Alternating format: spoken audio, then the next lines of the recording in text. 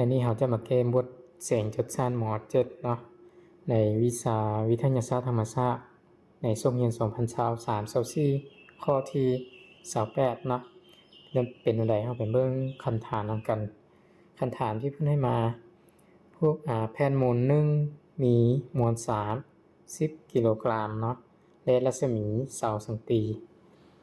ปิดอ้อมแกนผ่านศูนย์กลางมวลตั้งฉากกับแผ่นหมุนเนาะตั้งฉากกับแผ่นหมุนโดยควรเร่งหมุน3 radian ต่อวินาทีกำลัง2เนาะแรงบิดของแผ่นหมุนแม่นเท่าใดสอบหาคนแรงบิดเนาะในนี้ก็มีคำตอบขอแม่น 0.2 นิวตันเมตรขอ 0.6 นิวตันเมตรข้อ 1.2 นิวตันเมตรกับงอแม่น 1.5 นิวตันเมตรเนาะเฮามาเกเบิ่งมันจะถึกข้อใด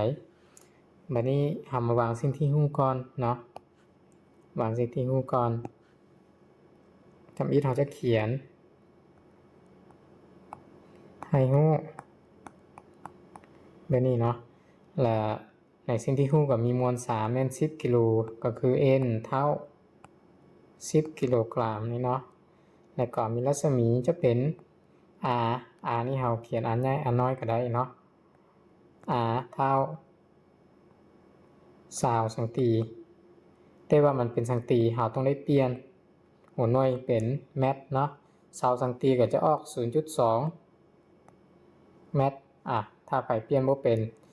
ก็ต้องได้เปลี่ยนให้เป็นเนาะแล้วก็มีควรเร่งมุงจะเป็นตัวเอปซิลอนนี่3 radian ต่อวินาทีกำลัง2ให้เฮาซอกแรงบิดก็คือตัว J นี่ที่ว่ามันปิ้นไปทางนี้เนาะแรงบิดโอเควันนี้ไปขั้นตอนแก้เนาะ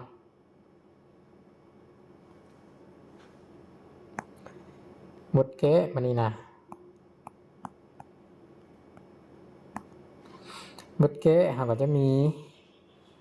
จากสูตรแรงบิดคนแรงบิดมาเลยเนาะอิงตามสูตรคนแรงบิดอันนี้ก็ได้เนาะ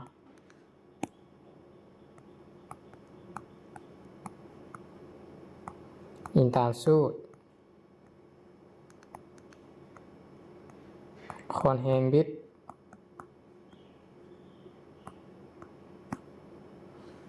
นั่นนี่เนาะเขาจะมีสูตรแมนคนแรงบิดเท่ากับคนแรงกระทกเนาะคูณให้กับรัศมีแล้วก็เท่ากับโมเมนตัมคูณให้กับคนเร่งมุงแบบนี้เนาะในวันนี้เรามาเบิ่งว่ามันตรงกับสูตรตัวใดคือในนี้คนแรงบ่มีแต่รัศมีเนาะแล้วก็ตัวที่2นี่แม่นคนเร่งมุงมีโมเมนตัมบ่มีตัวนี้บ่มีI ในสิ่งที่ฮู้แต่ว่า I เราสามารถซอกได้เนาะฉะนั้นเราจะเอาคนแรงบิดไปเท่าตัวนี้เลยเพื่อเอาไปแก้เนาะก็จะเขียนว่าถอนแรงบิดเท่า I เอ็กซ์ลอนซึ่งI เนาะ I คือโมเมนตัมของรูปแผ่นหมุนเราจะฮู้ว่าเป็นรูปแผ่นหมุนเป็นอย่างที่เป็นรูปแผ่นหมุนเรามาอ่านคำถามเนาะอ่านคำถามว่าพระอิฐเพิ่นเอามาเป็นรูปแผ่นหมุนมันมีหลายๆรูปเนาะ 7-8 รูปอยู่ในปืนแบบนั้นที่มันมีสูตรโมเมนตัมอยู่ในนั้นให้เราไปเบิ่งเนาะรูปแผ่นหมุนฉะนั้นเราต้องจื้อสูตรโมเมนตัมของรูปแผ่นหมุนมาใส่เราก็จึงจะได้รูปแผ่นหมุนนี่แม่นโมเมนตัมในสูตรรูปแผ่นหมุนเนาะเท่า1/2 n r กำลัง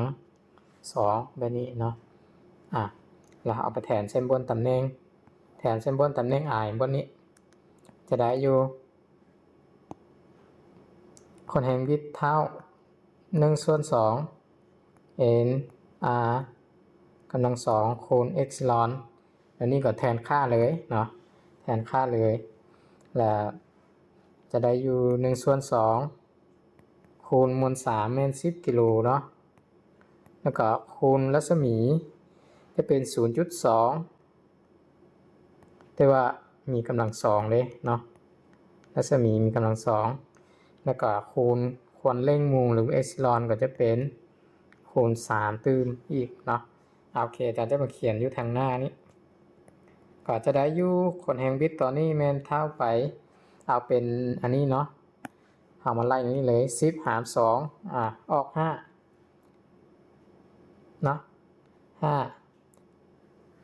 เอาไล่ทีละตัว5คูณให้กับ 0.2 กำลัง2นี่เป็น 0.04 เนาะเป็น 0.04 0.04 แบบนี้โอเคเนาะแล้วก็คูณอีก3เข้าไปแบบนี้วันนี้3คูณ5เนาะเป็น15เอา15คูณ 0.04 0.04 นี่อาจารย์จะเปลี่ยนไปเป็น4คูณ10กำลังลบ2เนาะเพื่อจะได้ตัวเลข4คูณ15ฉะนั้นจะได้แห่งบิตในตัวนี้แมน4คูณ15จะออกอยู่60เนาะ60คูณ10กำลังลบ2แบบนี้ถ้าเราจะคูณต่อมาก็จะเท่าอยู่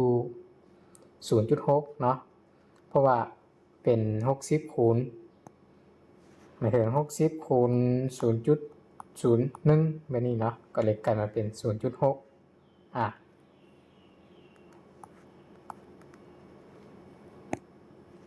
0.6 หัวหน่วยก็จะเป็นนิวตันคูณแม็กตัวนี้เนาะฉะนั้นแห่งบิตในตัวนี้แมนเอาอยู่ 0.6 นิวตันแม็กแบบนี้โอเค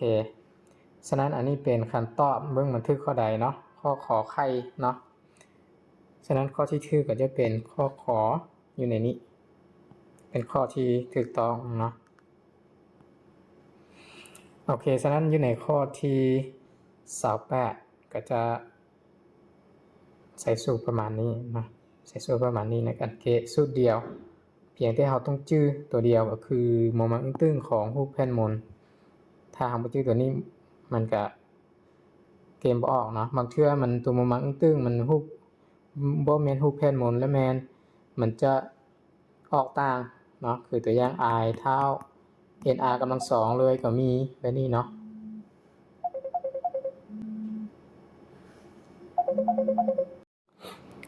มาเบิ่งข้อที่29กับข้อที่30ของบทเสียงจดสั้นม.7 วิชาวิทยาศาสตร์ธรรมชาติเนาะในช่วงเรียน2023-2024อยู่ในข้อที่29เนาะข้อที่29นี้จะเป็นสุดคิไลของเวลาเฮาเรียนของลูกกล้วยเดียวให้เฮาบอกว่าคือตัวใดเนาะคันถามว่าเพื่อนก็ให้มาให้เฮาข้อใดแม่นสุดคิไลเวลาเฮาเรียนของการสร้างกล้วยลูกกล้วยเดียวให้เฮาชื่อคำว่าลูกกล้วยเดียวเนาะลูกกล้วยเดียวบัดนี้เฮายังฮู้ว่ามีวิธีชื่อแนวใดได้เฮาฮู้ว่าจังฮู้ว่าเป็นลูกกล้วยเดียวบ่แม่นนั้นเนาะ1ก็คือเฮาชื่อสูตรมาเลยถ้าเฮาชื่อสูตรได้แล้วก็โอเคเลยเนาะ2ก็คือเฮาบ่ต้องชื่อสูตรก็ได้พอให้เฮาชื่อว่าอันน่ะลูกกล้วยเดียวมันเป็นรูปร่างแบบใดเนาะเป็นรูปร่างแบบใดแล้วอาจารย์จะลง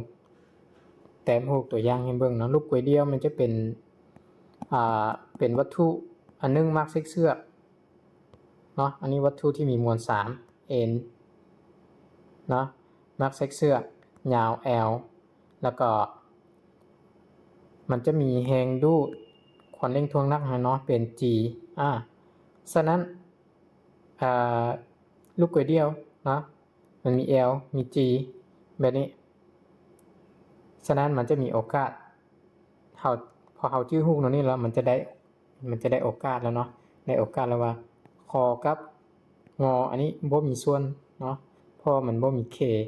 มันบ่มี k มันมี l แล้วมี l แล้วบ่มี k ฉะนั้นสูตรที่เป็น l กับ g ก็จะมี2ข้อนี้2ข้อเนาะแต่ แต่ก่อนเขาจะรู้ว่าแม่นข้อทึ่งแม่นข้อใดเหมือนนี้2ข้อนี่นะในตัวสูตรนี่แม่นให้เอาชื่ออย่างเดียวตื้มก็คือ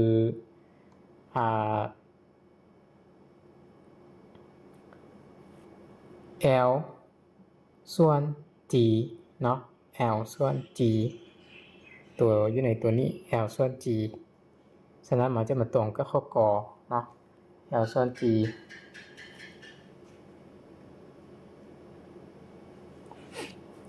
หมายถึงตัวความยาวหันไปส่วนกับตัว G มันค่าที่ควรเร่งทวงนักเลยเนาะฉะนั้นตัวนี้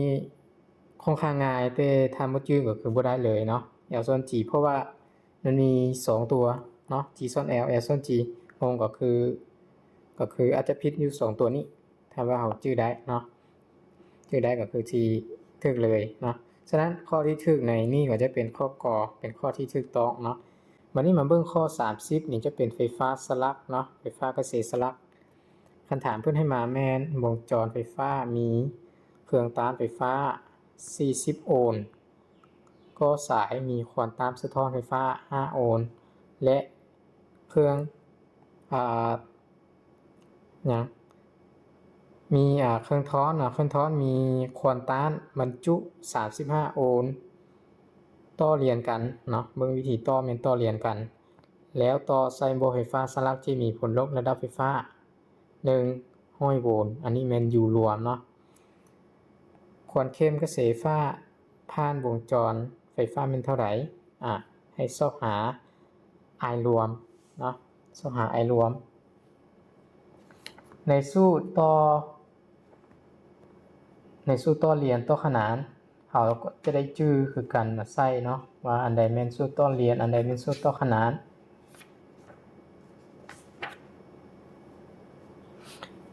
แต่ว่าก่อนอื่นเราจะไปเขียนสิ่งที่รู้ก่อนเนาะให้รู้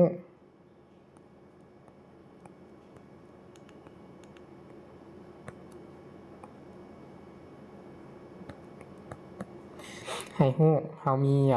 ในนี้เนาะควอนตัมเท่า40โอห์มควอนตัมกงเนาะ40โอห์มแล้วก็เป็นอย่างอีกก็สายมีความต้านสะท้อนถ้าแมนจะเป็นเซก L เนาะเซก L เป็นตัว L เป็นก็สายเนาะเท่า5โอห์มแล้วก็เคลื่อนท่อนจะเป็นตัว C เนาะความต้านของเคลื่อนท่อนเซก C เท่าอยู่35โอห์มแบบนี้ต่อเรียนกันวันนี้มีผลลบระดับไฟฟ้า100โวลต์แบบนี้เนาะให้เราสอบเป็นอันนี้เขียนอยู่ต่อนี่เลย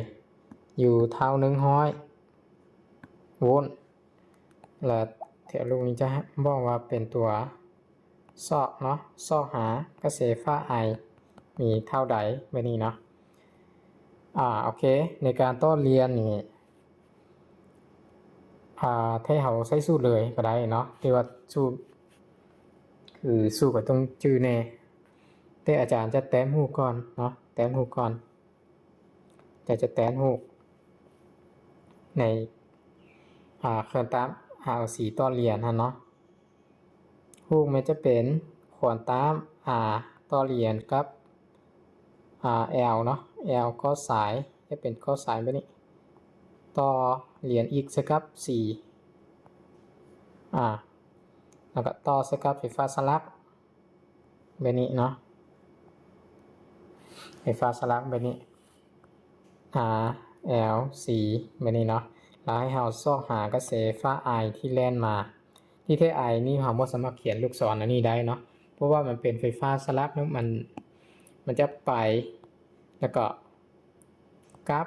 แน่ไปมาไปกลับเราจะเฮ็ดลูกศรมันไปอย่างเดียวไม่ได้บ่ได้แต่ว่าอาจารย์เฮ็ดเพื่อให้เรารู้ว่ามีกระแสไฟฟ้าแล่นตามสายไฟเท่านั้นซื่อๆเนาะตามสายไฟไปผ่านแต่ละเครื่องเนาะวันนี้ U ก็คือ120อยู่นี่บ่แม่น120เนาะ100เนาะ 100 วัตต์โวลต์ผลลดระดับไฟฟ้า100 โวลต์แบบนี้เราก็จะได้ไปซอกกระแสไฟฟ้านี่ก่อนเราจะซอกกระแสไฟฟ้านี่ก็คือจากสูตรนะเอาไปซอกควอนตัมรวมก่อนหรือบ่เราก็เอาเป็นว่าอาจารย์จะซอกควอนตัมรวมก่อนเนาะเราต้องรู้รวมก่อนอาจารย์จะเขียนว่าบทแก้เนาะซอกหา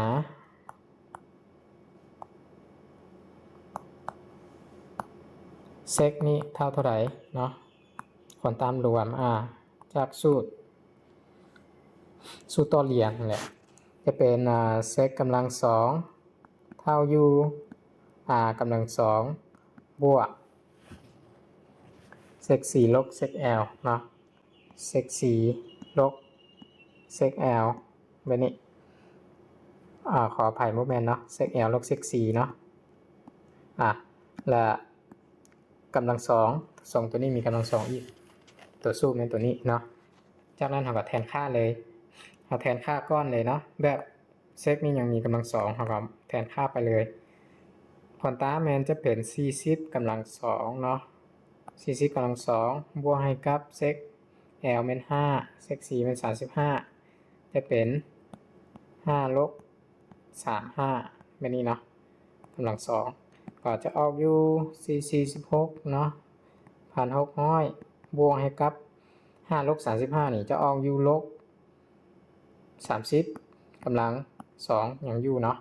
แต่ว่าลบ30มีกำลัง2ลบ30คูณลบ30จะกลายเป็นบวกแล้วเนาะจะเป็น1,600บวก339อีก0 2ตัวเนาะจะเอา1,600บวกให้กับ900ออกอยู่จะออกอยู่2,500เนาะ2,500อันนี้แมนเซกกำลัง2เนาะถ้าเขาออกจากกำลัง2ก็คือเซกนี้จะเท่า5 ขั้น 2ของ 2,500ตัวเลขใหญ่เนาะตัวเลขใหญ่เนี่ยนี่แต่ว่ามันพอดีกล่องกับตัว5 ขั้น 2ที่เราสามารถถอนได้ก็คืออาจารย์จะแยกว่า2,500นี่นะ2,500เนาะจะเป็น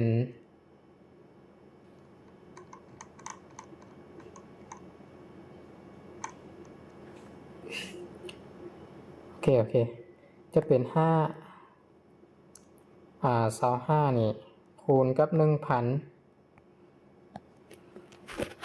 ก็โอเคประมาณ 1,000 25คูณ100เนาะออกอยู่ 2,500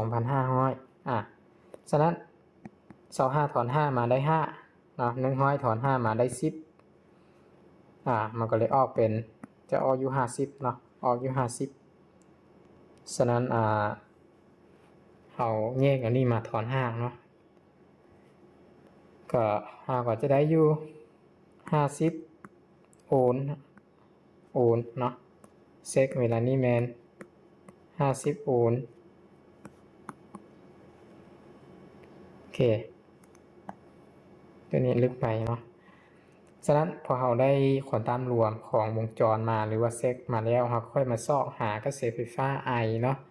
ซอกหากระแสไฟฟ้า I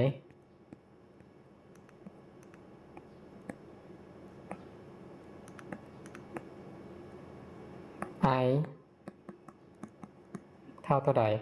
จากสูตรเนาะจะสูตรก็เป็นโอห์มนั่นแหละ I เท่า U ส่วน R เนาะ I เท่า U ส่วน R แต่ว่าเวลานี้แมน I รวมเนาะก็จะเป็น I รวมเท่า U รวมส่วน R รวมเวลานี้เป็นเซกแล้วเนาะเซกก็จะได้เป็น100หาร50อยู่แม่น100ตามในสิ่งที่ฮู้ขึ้นให้มาเนาะสิ่งที่ฮู้ขึ้นให้มาหาร50แมนค่าเซกที่เฮาซอกได้อยู่ถึงนี้บัดนี้ก็ออกอยู่2เลยเนาะ2 แอมเปร์100หาร50ออก2 ก็จะได้ I แมน2 อัมแปร์คือขันตอกมานี่เราไปเบิ่งว่าขันตอกแมนข้อใดเนาะ2 อัมแปร์ก็จะถึกอยู่ข้อเนาะอันนี้เป็นข้อที่ถูกต้องโอเคฉะนั้นอยู่ในข้อ29ก็คือเป็นสูตรที่เราต้องจื้อมาวางใส่เนาะส่วนข้อ30นี่ก็แค่เราไปซอกหาผลตามรวมก่อนแล้วค่อยมาซอกหากระแสไฟฟ้าที่หลังหรือเราจะเขียนสูตรกระแสไฟฟ้ามาก่อนก็ได้เนาะจะเขียนสูตรกระแสไฟฟ้า I เท่า U ส่วนเซกมาก่อนแต่ว่าเซกเราบ่ฮู้เนาะตัวอย่างคือเรายังบ่ได้ไปแก้เซกอยู่เทิงนี้เรามาเขียนสูตร I เท่า U ส่วนเซกก่อนแล้วเราก็จะหมายเนาะหมายเป็นสมผล1ไว้แบบนี้ก็ได้เนาะแล้วไปซอกเซกมาที่หลังก็ได้ซอกเซกมาจากสูตรตามจานซอกอยู่เทิงนี้เนาะเอาซอกเซกมาแล้วได้เซฟแล้วค่อยมาแทนใส่ก็ได้คือกันเนาะแต่ว่าแล้วแต่อันน่ะผู้เกว่าจะเกณฑ์อะไรเนาะฉะนั้นอยู่ในข้อเสา9หา30แม่นมืดประมาณนี้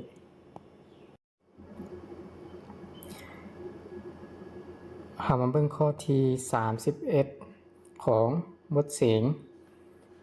จดชั้นม.7 เนาะวิชาวิทยาศาสตร์ธรรมศาสตร์ในช่วงเรียน2023-24ซึ่งข้อนี้จะเป็นภาคการสร้างกลวยเนาะเป็นโนใดคันถามมาไปเบิ่งนำกันเลยคันถามที่เพิ่นให้มาแม่นวัตถุหนึ่งสร้างกลวยกงเกลียวโดยระยะเปลี่ยนเนาะ8 สังตีและมีควอนที่5 เฮิรตซ์ในเวลาทำอิฐ t เท่า0นะวัตถุผ่านที่ตั้งดวงเดียงเนาะสมผลระยะเคลื่อนย้ายของวัตถุดังกล่าวแม่นข้อใดแล้วบัดนี้ มี4ข้อมาให้เราเลือกเลยเนาะเรามาเลือกเดี๋ยวนี้เราจะมาแก้อยู่2ตัวหรือว่าแก้อยู่2ค่าก็คือบอน5ปีเนาะกับ4ปีเพราะว่าเบื้องนี้ก็มี5ปี4ปีคือกันเอามาแก้ว่ามันคือตัวใด5ปี4ปีนี้แล้วก็นอกจากนี้มันจะเป็นมุงเนาะมุงปีส่วน2หรือจะเป็นมุงอันนี้บ่มีมุงแล้วก็คือมันเท่า0เนาะว่ามันจะคือตัวใดถ้าเราแก้ได้2ตัวนี้เนาะแก้ได้2ตัวนี้ตัวมุงกับตัวค่าปีเนาะค่าปีกับค่า10ปีนี้หรือว่า5ปีตัวนี้ถ้าออกตัวใดตัวหนึ่งก็คือเอา6ขั้นตอนเลยเนาะเพราะว่าเลข8นี่นะมันเป็นค่าของระยะเปลี่ยนที่เป็นเลข8อยู่แต่ว่าทุกตัวมันมี8อยู่เนาะฉะนั้นหาโอเคเลยส่วนคนอื่นเฮาก็จะไปวางรูปห่างของสมผลก่อนเนาะหรือว่าอาจารย์จะเขียนสิ่งที่ฮู้เราค่อยวางรูปห่างก่อนเรามีสิ่งที่ฮู้เนาะเพื่อนให้มาแมนระยะเปลี่ยนก็จะเป็นตัว A ใหญ่เนาะ8 สังตีเราบ่เปลี่ยนก็ได้เนาะเพราะว่าในคันตอบแต่ละข้อมันเป็นสังตีคือกันฉะนั้นเราบ่ต้องเปลี่ยนเอาไล่สังตีเลยเนาะควอนที่5 เฮิรตซ์คือตัว F เท่า5 เฮิรตซ์เนาะและเวลาเฮาเรียนเวลาทำอิฐ T0 นี่เท่า0ตอนที่ T0 เท่า0แม่นตอนนี้แม่นวัตถุอยู่ที่ตั้งดวงเดียนก็คืออีก0เท่า0คือกันเนาะและให้เฮาซอกหาระยะเคลื่อนย้ายก็คือซอกหาอิฐระยะเคลื่อนย้ายตัวนี้ที่บ่มีเลข0นั่นเด้เนาะเท่าใดบัดนี้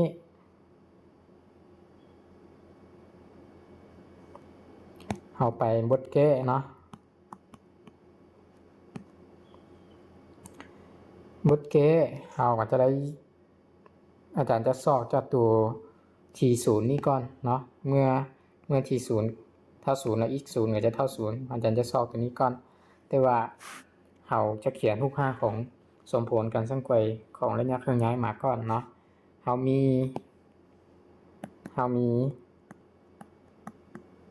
อิฐเท่า A ซินเนาะโอเมก้าแล้วก็ที่บวกหมู ฟรีมุงเฟสเนาะหรือว่ามุงเทต้าตัวนี้ก็ได้และเอาหมายเป็นสมผลหนึ่งและยูนี่จะเป็นอีกหัวข้อหนึ่งเมื่อ t เท่า0เนาะเมื่อ t 0นี่เท่า0เนาะจะได้ x ก็เป็น x 0ต้องแล้วก็ a ซินโอเมก้า t 0บวกเทต้าแบบนี้เนาะแล้วอย่าลืมใส่วงเล็กใส่เพราะว่าซินคูณทั้งสองเนาะใส่วงเล็กแบบนี้แต่ว่าเมื่อ t 0เท่า0แล้วมันเบิ่งอยู่นี่เนาะ t 0คูณกับโอเมก้านี่มัน t 0เป็น0แล้วมาคูณกับโอเมก้าก็จะเป็น0หมดเนาะบดอีกนี้อีก0ก็จะเป็นเลข0อันนี้เป็น0ยังเหลือ a ซินกับเทต้าเนาะ a ซินกับเทต้าฉะนั้นเราก็จะถอนมาได้ก็คือ0เท่า a ซินของมุงเทต้าอย่างนี้เนาะแล้ว a ก็เป็นเลข8แล้วเราจะได้เป็น0เท่า8ซินเทต้าวันนี้ถ้าเราจะได้มุงอะไรเนาะเราต้องถอนมุงตัวนี้ตอนที่มันผ่าน0นี่ถอนซินของเทต้านี่เท่า0 หาร8นะ0 หาร8ก็ออก0ฉะนั้นแสดงว่าเรียนเนาะแสดงว่าซินนี่นะซินเทต้าที่มันเท่า0นี่ซินที่มีมุมเท่า0ก็คือซินของมุม0 องศาเนาะซินที่จะเท่า0ได้ก็คือต้องเป็นซินของ0 องศามันจึงเท่า0ถ้าเป็นซินของมุม90มันจะออก1แล้วเนาะมีแค่2มุมนี้ถ้าซิน180จะออก0คือกันว่าเนาะแต่ว่ามันเกี่ยวละส่วนใหญ่จะเป็น90กับ0เนาะวันนี้ซินที่จะออก0ได้ก็คือซิน0 องศาฉะนั้นเราก็เลยถอนเลยว่าซินในตัวนี้แสดงว่าเทต้าในตัวนี้มันต้องเป็นเทต้าเท่า0เนาะโอเคเนาะบัดนี้เมื่อเรารู้ว่าเทต้าเท่า0แล้วเนาะเทต้านี่มันเท่า0แล้วก็คือสมผลตัวนี้เทต้าเท่า0มูลอันนี้เป็น0แล้วเนาะฉะนั้นเราโอกาสเราจะไปเห็นคำตอบได้ง่ายขึ้นแล้วคือเบิ่งอยู่นี่เนาะข้อกอกับข้อคอนี่บ่มีมูลก็คือมันมูลเท่า0เนาะส่วนข้อขอกับข้องอมีมูลปีส่วน2ทางนี้เนาะแสดงว่า2ข้อนี้บ่ถูกแล้วพอเราเกตัวเทต้านี่ออกเนาะเราได้คำตอบเหลือ2ข้อคอกับกอข้อใดจะถูกเนาะแล้วเราไปซอก5 ปีกับ10 ปีนี่มันถ้าถูกตัวใดแล้วก็ตัวนั้นถูกเลยแต่ว่าเดี๋ยวนี้แมนมุงเท่า0แล้วก็คืออันนี้เท่า0แต่ว่าอยู่ในข้อขอกับข้องอเนาะขอกับงอนี่แมนมันยังมีปีส่วน2แสดงว่า2ข้อนี้บ่ถูกเนาะบ่ถูกฉะนั้นโอกาสจะถูกมี2ข้อเดี๋ยวนี้เราไปซอกตัวนึงมาตื้นก็คือตัว5 ปีหรือ10 ปีมันถูกตัวใดเนาะจากค่าของควอนที่เราเอาควอนที่ไปซอกเนาะหรือว่าถ้าอิงใช้สมผล1นี่ก็คือตัวโอเมก้านี่เลยเนาะโอเมก้านี้มันแมนเท่าไหร่เอาไปซอกตัวนี้เนาะก่อนอื่นเราก็จะเขียนว่าซอกโอเมก้าก็ได้เนาะจะสูตรเนาะโอเมก้าจะเท่า2 ปีคูณ f แบบนี้แทนเลยเป็น2 ปีคูณ f แมนควอนที่แมน5 เฮิร์ตซ์เนาะ5 เฮิร์ตซ์ก็คือคูณ5ตืม2คูณ5ออก10จะเป็น10 ปีเนาะ10 ปีหัวหน่วยก็จะเป็น radian ต่อวินาทีความเร็วมุงนะความเร็วมุงเนาะออก10 ปี radian rad ต่อวินาทีแบบนี้โอเคบัดนี้เราได้แล้วเนาะว่าโอเมก้าเท่า10 ปีเนาะโอเมก้าเท่า10 ปี แสดงว่าบนตัวหน้าตัวทีได้ตัวหน้าตัวทีเนาะตัวหน้าตัวทีมันโอเมก้าก็คือบนนี้10 ปีตัวนี้เนาะข้อก่อมัน5 ปีแสดงว่าอันนี้ตัดไปข้อที่ถือเป็นข้อขอแบบนี้เนาะฉะนั้นเราก็จะมาหมายใช่ว่าข้อขอแมทข้อที่ถูกต้องและอาจารย์จะมาเกตต่ออีกเนาะเกตต่อแทนใช้สมมุติหนึ่งอาจารย์จะเขียนว่าเอาเนาะเอาค่าเตต้าเท่า0กับโอเมก้าเท่า10 ปีเนาะราเดียนต่อวินาทีอันนี้เกตต่อให้ละเอียดซื่อๆแต่เวลาเราเสกนี่แมนเราไม่ต้องเกตต่ออันนี้แล้วก็ได้เนาะนี่เกตต่อให้ละเอียดเราเอาค่าเนาะแทนใส่1ก็คือสมผล1แมนสมผลที่เอาหมายไว้อยู่เทิงนี้เนาะทำอิทนี้สมผล1ก็จะมี a sin โอเมก้า t เตต้าเนาะฉะนั้นก็จะได้ก็เขียนว่าจะได้อิทเท่า a คือเลข8เนาะ a คือ8 sin โอเมก้าแมน10 ปีเนาะคูณ t บวกเตต้าก็คือบวก0เราบ่ต้องบวกแล้วเนาะ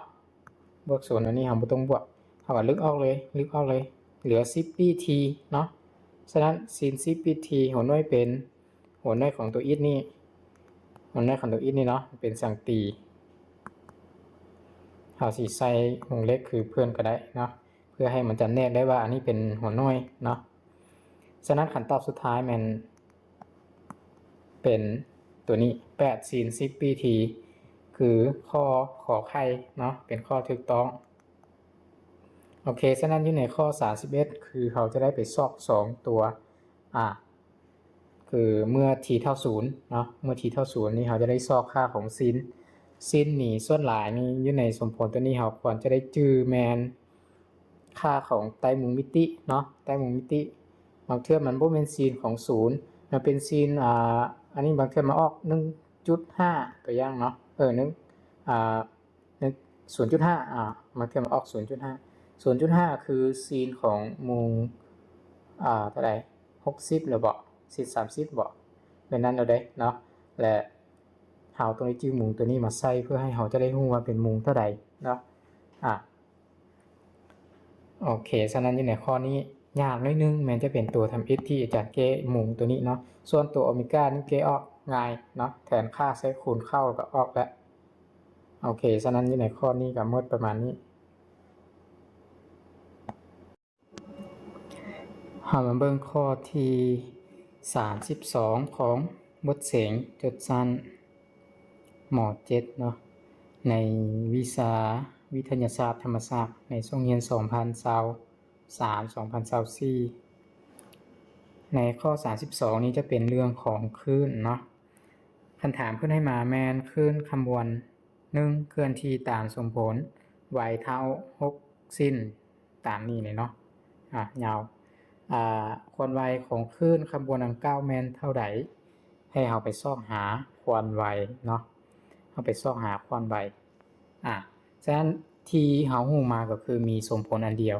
เราไปซอกควร y ได้เนาะได้เนาะเดี๋ยวเราไปเกมเบิ่งว่ามันจะออกคำตอบข้อใดเป็นข้อที่ถูกต้องตามอยู่ในนี้เรามี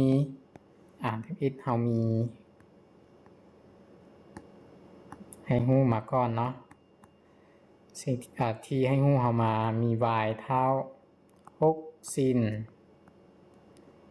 ปี t ส่วน2ลบ it ส่วน10หัวหน่วยก็เป็นสังตีไม่นี่เนาะแล้วให้เราซอก v ควร y นี้มีค่าเท่าใดแบบนี้เนาะวันนี้ตัวเกเนาะบทเกนี่แมนค คือเราจะได้เอาสมผลมาสนเทียบกับสมผลที่เดินของมันอะไรเนาะเราจึงจะซอกหาความไวได้ฉะนั้นอาจารย์จะเอาสมผลมาสมเทียบก่อนจากอาจารย์จะเขียนว่าเนาะจากสมผลที่เพื่อนให้มาเนาะจาก y เท่า6sin p t ส่วน2เนาะลบอิฐส่วน10แบบนี้เอานั้นเป็นสังตีก็ได้เนาะเทียบใส่กับเขียนใช่ว่า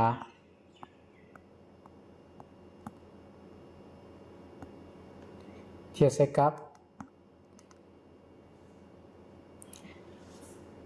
ับสมผลที่เฮาเรียนอยู่ในพื้นแบบอะไรเนาะมันจะมีสมผลอยู่ในพื้นแบบแมนจะเป็นอันนี้เนาะ y เท้า6ซิน2ปีเนาะอันนี้เป็น2ปีละ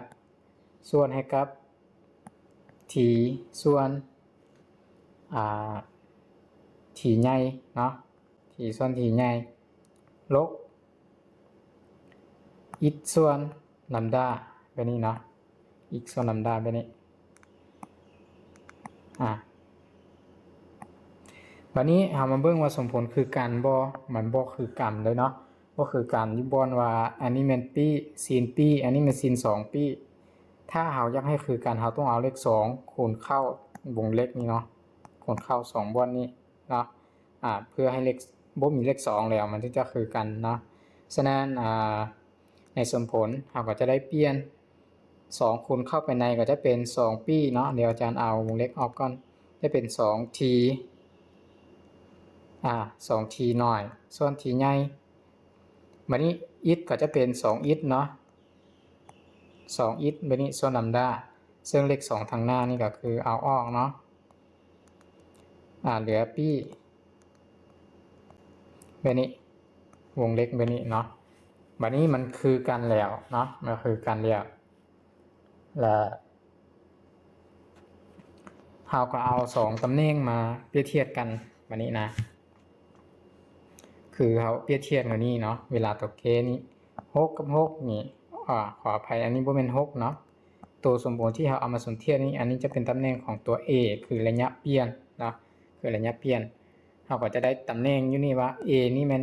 เท่ากับ6สมผลที่เพิ่นให้มานะฉะนั้น a ก็คือ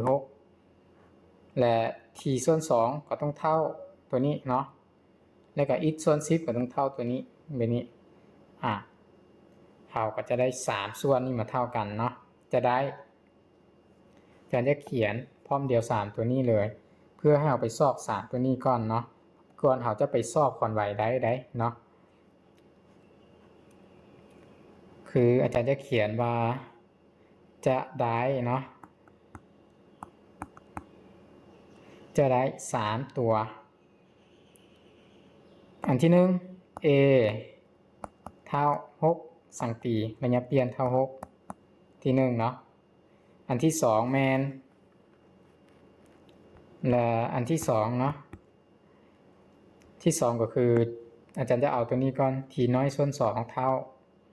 มาเป็นตำแหน่งเดียวกันเนาะตำแหน่งเอาตำแหน่งมาเท่ากันตำแหน่งเดียวมาเท่ากันได้ t ส่วน2ของสมผลที่เพื่อนให้มาเนาะกับสมผลที่มีไว้ในคลื่นที่เอาเหียนมาคือตัวนี้จะเป็น 2t หน่อยส่วน t ใหญ่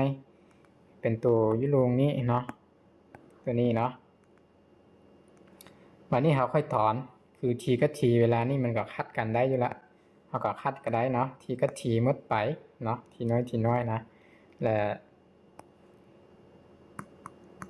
ถ้าเราถอน t ใหญ่นี่จะได้อยู่2หาร2เนาะเท่า1หารด้วยเป็นวินาทีแสดงว่าเวลาเราเวียน t นี่เท่า1วิเนาะ1วินาทีแบบนี้ยังเอาซอกได้ t ตัวเดียวยังบ่พอเนาะยังซอกวิ่งบ่ได้เทื่อซอกความไวบ่ได้เทื่อเราจะไปสมเทียบอีกตำแหน่ง1 3ตำแหน่งที่3อะไรเนาะสมผลตัวนี้ มันเท่าตำแหน่งนี่ก็คืออีกส่วน10เครื่องหมายลบทางหน้ามันบ่เกี่ยวเนาะจะเป็นลบเป็นบวกมันบ่เกี่ยวฉะนั้นก็จะเป็นอีกส่วน4เท่าอีกส่วน10เท่า2อีกลำดาเนาะจะได้อยู่อีกส่วน10เท่า2อีกขนลำดาแบบนี้และก็จะคัดได้คือกันเนาะอีกกับอีกเนาะแล้วเฮาถอนลำดาถอนคนยาวขึ้นหรือว่าลำดานี่ก็จะเท่าอยู่2คูณ10ออก3เนาะ20ของน้อยเป็นสังตีลำดานะฉะนั้นคนยาวขึ้นเวลานี้แมน20สังตีแบบนี้โอเคพอเฮาได้พอเฮาได้คนยาวขึ้นกับเวลาเฮาเวียน2ตัวนี้แล้วเนาะ2ตัวนี้จะไปซ่อนได้ควอนไวอะไรเนาะมันจะมีสู้ควอนไวตั้ง5อีกโอเคเดี๋ยวเรามาเบิ่งควอนไวว่าจะไปแนวใดเนาะซอกควอนไว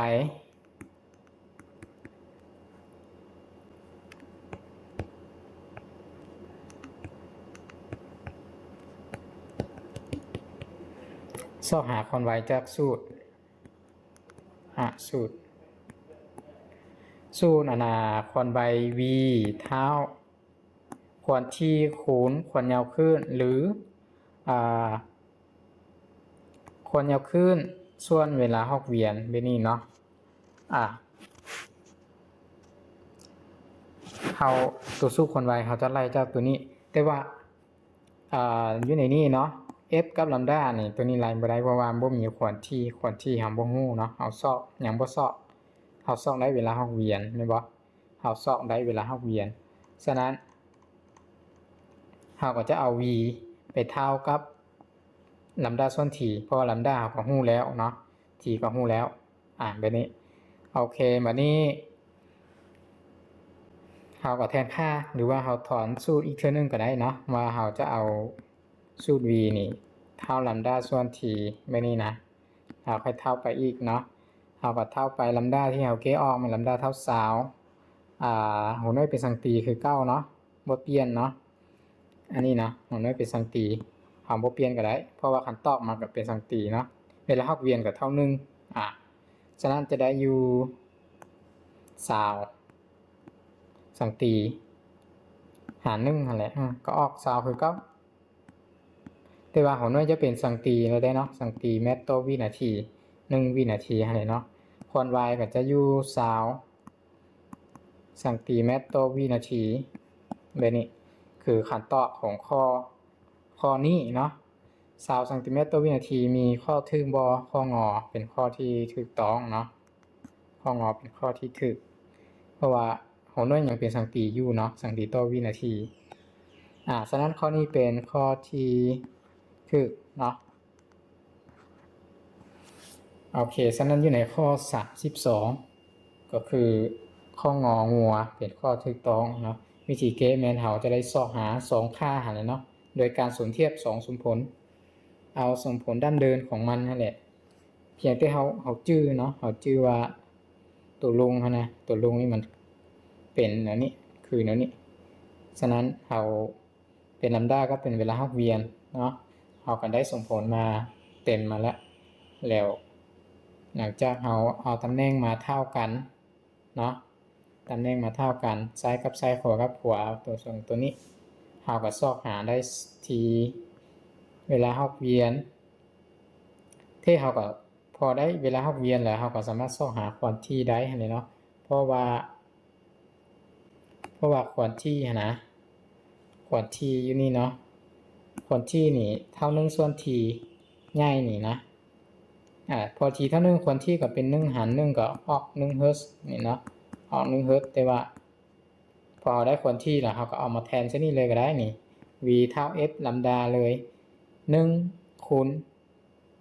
ลำดาแม่น20ก็ออก20คือกันเนาะแต่ว่าพอเฮาไปสอบควอนที่ตื้มมันจะยาวไปอีกขั้นนึงเรียกว่ามันยาวหลายเนาะแทนสั้นๆเฮาสิเกตแนวใดก็ได้อยู่ในข้อนี้เนาะ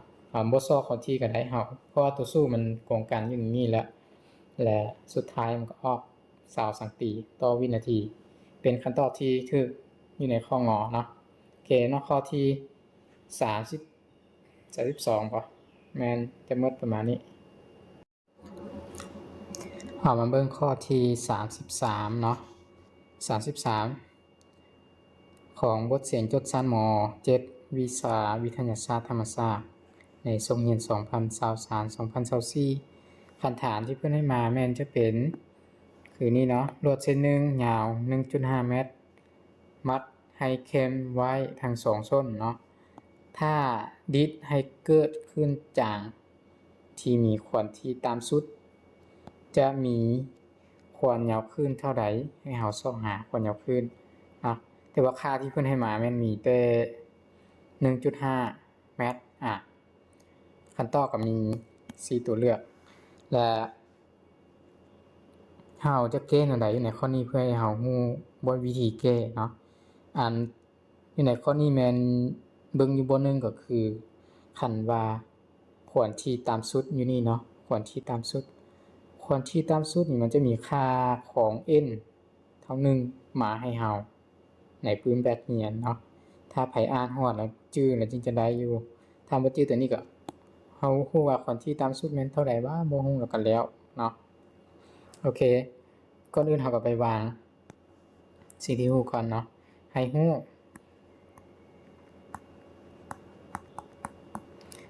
ให้มีขวัญยาวเนาะเสือกยาว 1.5 เมตรเนาะนี่และซอกหาขวัญยาวขึ้นเท่าใดแบบนี้เนาะวันนี้ตอนเก้บ่ซื้อเนาะโอเควันนี้บทเกเนาะบทเกเฮามีจากคำที่เพิ่นเว้ามาอยู่ถึงนี้ยื่นในคำถามเนาะวันที่ตามสุดเฮามีการจะเขียนว่าเฮามี n เท่า1เนาะควรที่ตามสุดแม่น n เท่า1อันนี้แม่นเฮาจื้อมาใช้ได้เนาะบ่แม่นอยู่ๆเฮาเขียนว่า n เท่า1มาแล้วบ่ถูกเนาะ n มันจะมี1 2 3ไปเรื่อยๆบ่มีจุดเนาะและ n เท่า1แม่น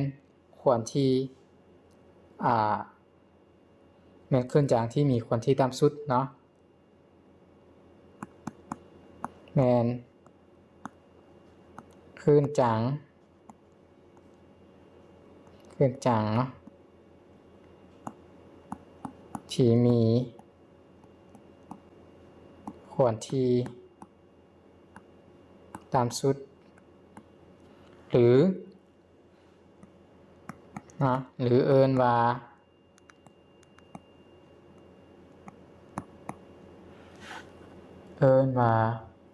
ควรที่มูลฐานเนาะ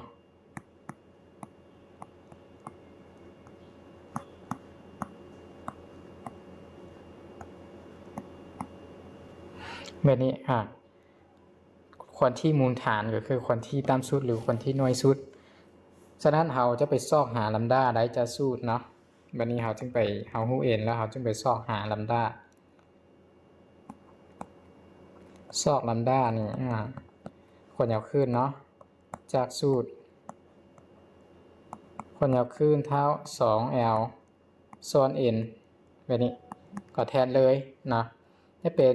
2คูณ 1.5 n แม่นเท่า1หารให้กัน1 2คูณ 1.5 ก็ออก3หาร1ก็ออก3คือ9เนาะจะเป็น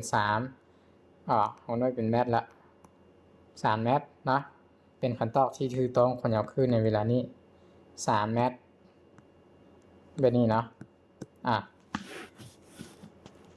โอเคฉะนั้นอยู่ในข้อนี้แมนค่าเดียวที่เขาต้องจำแนกไว้คือ n เท่า1อันนี้เนาะบางเทื่อ n เท่า2เท่า3เพิ่นก็ให้มาถ้าว่าเป็น n เท่า1นี่มันมีชื่อเอิ้นต่างหากเนาะวัดควรที่ตามสุดหรืออาจจะเอิ้นเป็นควรที่มูลฐาน มาเทื่อเพิ่นก็เปลี่ยนคันเว้าไปเป็นคนที่มูลฐานแล้วเราก็งงบ่หยังก็แม่น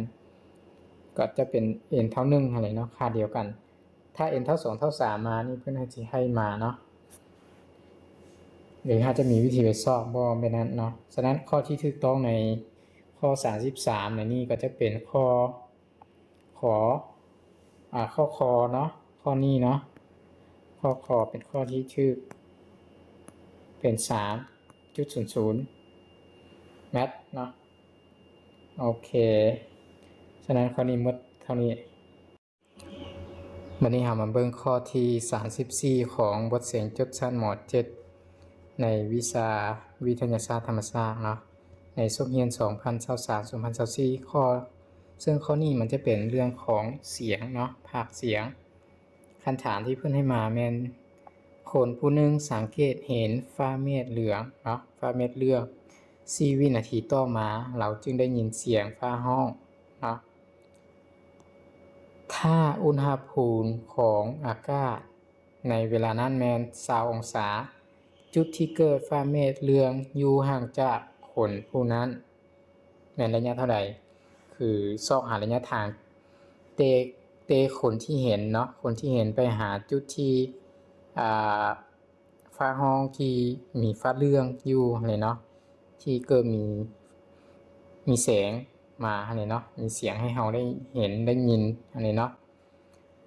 บัดนี้เราก็จะได้ซอกหาระยะทางก่อนอื่นเราก็จะไปเขียนสิ่งที่ฮู้ก่อนเนาะให้ฮู้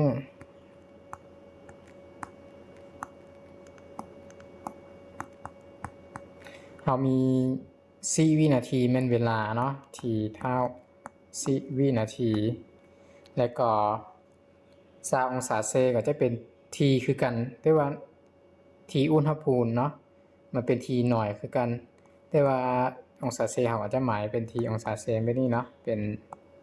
20องศาเซแบบนี้อ่านได้ฮะให้เราไปซอกหาระยะทางหรือว่าระยะห่างเนาะที่เราอยู่ห่างจากบนฟ้าเหลืองเนาะคือ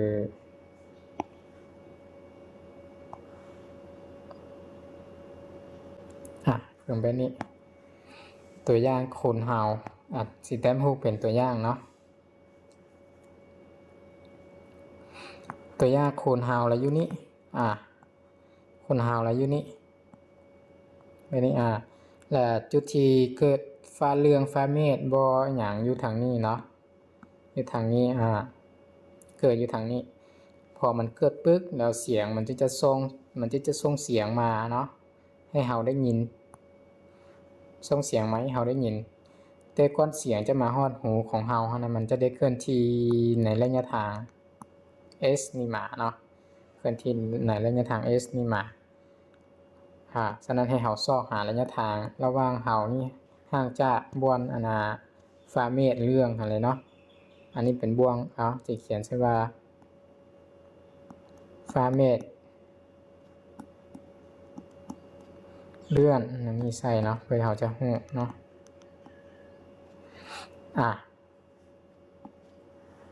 แบบนี้เราก็จะมีสูตรคิดไรของเสียงเนาะที่ทำให้เราจัดระยะทางนี่สูตรนี้มันจะง่ายก็คือสูตรการเคลื่อนที่ทั่วไปที่เราเรียนเป็นสูตรพื้นฐานเลยเนาะเนื่องจากเสียงเคลื่อนที่ในความไวของค่าเนาะเสียงเคลื่อนที่ในอากาศด้วยความไวของค่าแต่ว่ามันของค่าเท่าใดเรายังบ่ฮู้มันอยู่ในอุณหภูมิฮู้ว่าอากาศอยู่ในอุณหภูมิ20องศาเนาะเสียงจะมีความไวเท่าใดเราต้องได้ไปหาก่อนเนาะฉะนั้นไปบทเกเนาะบทเกนี่แม่นเราจะเขียนว่า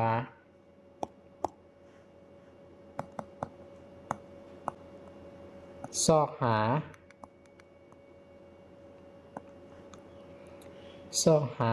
ระยะทางเนาะระยะทางนี่เท่าใดจากสูตรความไวอะไรเนาะ v เท่า x ส่วน t อะไรเนาะสูตรง่ายๆนี่แหละสูตร v เท่า x ส่วน t แต่ รือว่าเราอยากได้ s เราก็เลยถอน s เนาะถอน s ถอน s เท่า v คูณ t แบบนี้ v คูณ t แต่ว่า v แม่นความไวเรายังบ่ทันรู้เนาะความไวแม่นความไวเสียงที่อยู่ในอากาศ20องศาเซลเซียสที่มันเคลื่อนที่มาหาเรายังบ่ทันรู้เราก็ต้องไปเซาะเนาะแต่ว่าตัวสู้ความไวเสียงอาจารย์จะเขียนแบบนี้เลยเขียนทับใส่นี่แล้วก็รู้ว่าสู้ความไวเสียง v เท่า331เนาะบวก 0.6 t องศาเซแบบนี้เนาะความไวเสียงมีสูตรอันนี้ฉะนั้นอาจารย์จะโคนตัวนี้เข้าไปเลยเนาะเอาตัวนี้มาแทนใส่ตำแหน่งของ v อันนี้เลยเนาะเราก็จะได้สูตรใหม่ขึ้นมาอันนี้คือเราจะได้เกบัดเดียวให้มันครบเลยเนาะเพื่อจะได้ไปแทนอีกเทื่อนึงเราก็เอามาแทนบัดเดียวฉะนั้นเราก็จะได้อยู่ระยะทาง s เท่าไป v บน v เราจะเขียนเป็น331เนาะบวก 0.6 t องศาเซแต่ว่าอันนี้มัน v เนาะคูณ t อีกเราก็คูณ t อีกคูณเวลาอีกคือใส่ถังนอกเนาะฉะนั้นสมผลจะแปลงเป็นอันนี้วันนี้เราก็แทนค่าเลยจะได้331บวก 0.6 t องศาเซนี่ก็จะเป็น20เนาะคูณ20ทั้งหมดนี่อยู่ในวงเล็บเนาะแล้วคูณกับเวลาแม่น4วิเนาะ4วินาทีแม่นแล้วแล้วเอากับคูณก้อนแบบนี้นะเอา 0.6 คูณ20เนาะ2 6 12จะได้อยู่12ก็คือมันจะเท่าแบบนี้เนาะจะออกอยู่331บวก12อันนี้ยังอยู่ในวงเล็บเนาะคูณ4ไว้ทางนอกอันนี้เท่าไปต่อก็จะได้อยู่เอา331บวก12นี่จะเป็น343แล้วเนาะคูณกับเลข4อีกทีอันนี้มาคูณ2ตัว4 32อันนี้เนาะ4 46เป็น17เนาะ4 32คือ94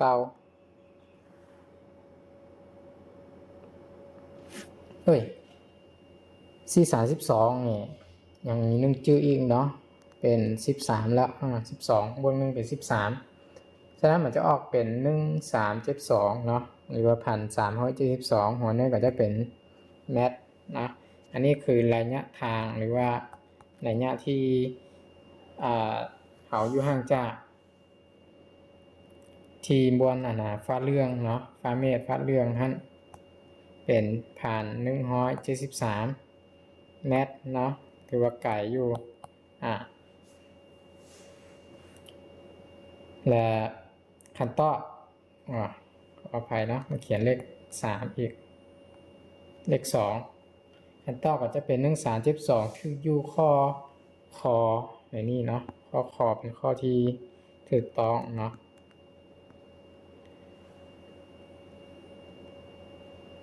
โอเคฉะนั้นอยู่ในข้อ34ก็จะเหมือนที่ประมาณนี้สูตรก็มีสูตรการเคลื่อนที่ธรรมดาเนาะกับสูตรความไวของเสียงเอาชื่อความไวเสียงมาเราก็ได้เนาะโอเคฉะนั้นข้อ34หมดเท่านี้เนาะเรามาเบิ่งข้อที่35เนาะของบทเรียนจดชั้นม.7 วิชาวิทยาศาสตร์ธรรมศาสตร์ในช่วงเรียน2023 2024เนาะอยู่ในข้อนี้ก็จะเป็น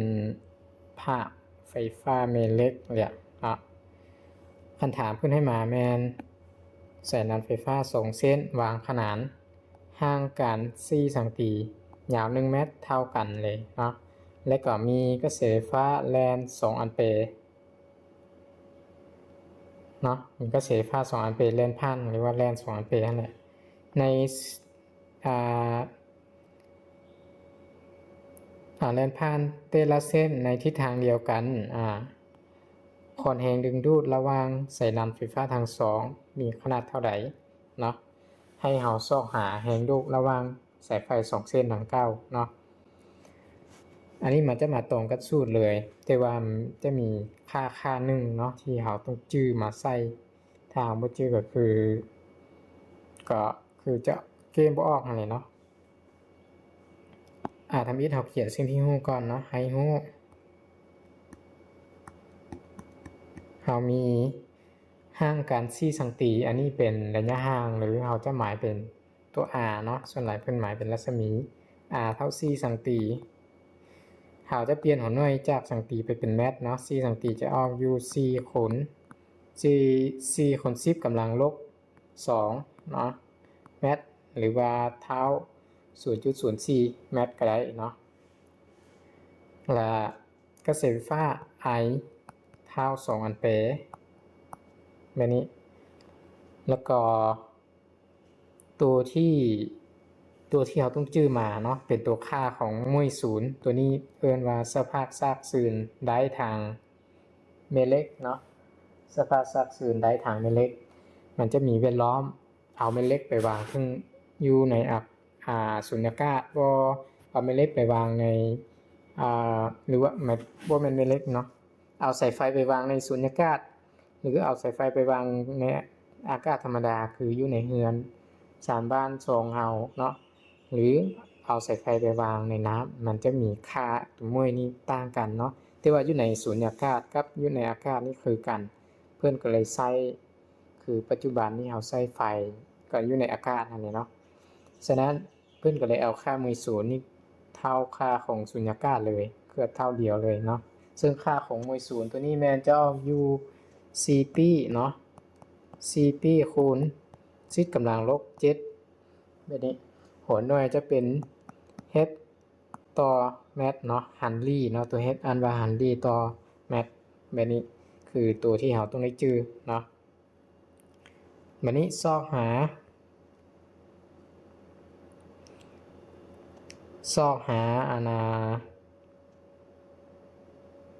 คอนแหงเนาะลืมไป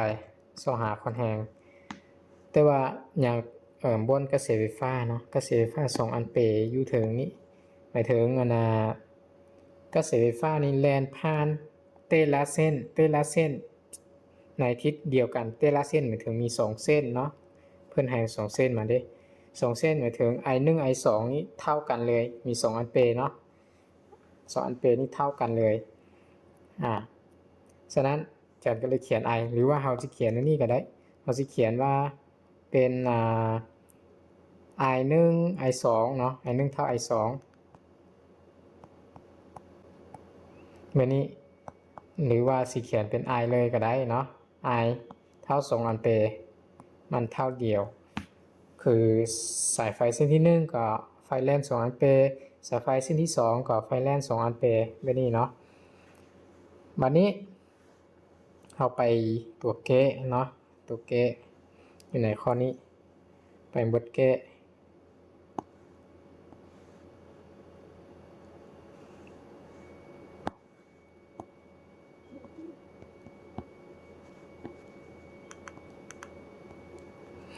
บทเกะเราก็อิงตามสูตรเลยเนาะอิงตามสูตรเลยเพราะมันมาตรงกับสูตรในพื้นแบบเรียนเลยเนาะตามสูตรคนแหงเท่ากับมวยศูนย์เทมวยศูนย์เพื่อจะเขียนนี่แล้วก็ I1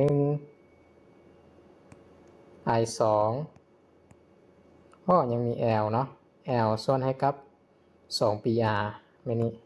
2 PR ฉะนั้นในสิ่งที่ฮู้นี่ยังมี1เมตรเนาะยาว1เมตรอาจารย์ยังบ่ได้เขียนอยู่ในนี้เนาะยาวนี่คือความยาว L 1เมตรฉะนั้นอาจารย์จะเขียนไว้ประมาณนี้ L เท่า1เมตรแบบนี้เนาะและมาเกตต่อวันนี้เราก็แทนค่าเลยเนาะก็จะได้อยู่ขอนแหงเท่าไปมือศูนย์ก็จะเป็นจะแทนไว้ถึงบัดเดียวเลยในศูนย์ก็จะเป็น4ปีคูณ10กำลังลบ7 คูณ i 1 i 2เนาะคูณ i 1ก็จะเป็น2คูณ i 2ก็จะเป็นเลข2คือกันคูณ l ก็จะเป็นเลข1เนาะความยาว l เป็นเท่า1ส่วนให้กับ2ปีr เป็น4กำลังลบ2เนาะคูณให้กับ4กำลังลบ2อีก4คูณ10กำลังลบ2เตเนาะเดี๋ยวเอากลับมาเบิ่งพอมีตัวคัดได้เราก็คัดไปให้มันหมดเนาะปีกับปีก็หมดไปเลข2เอาเป็นว่าสิว่าอันใดเนาะอันนี้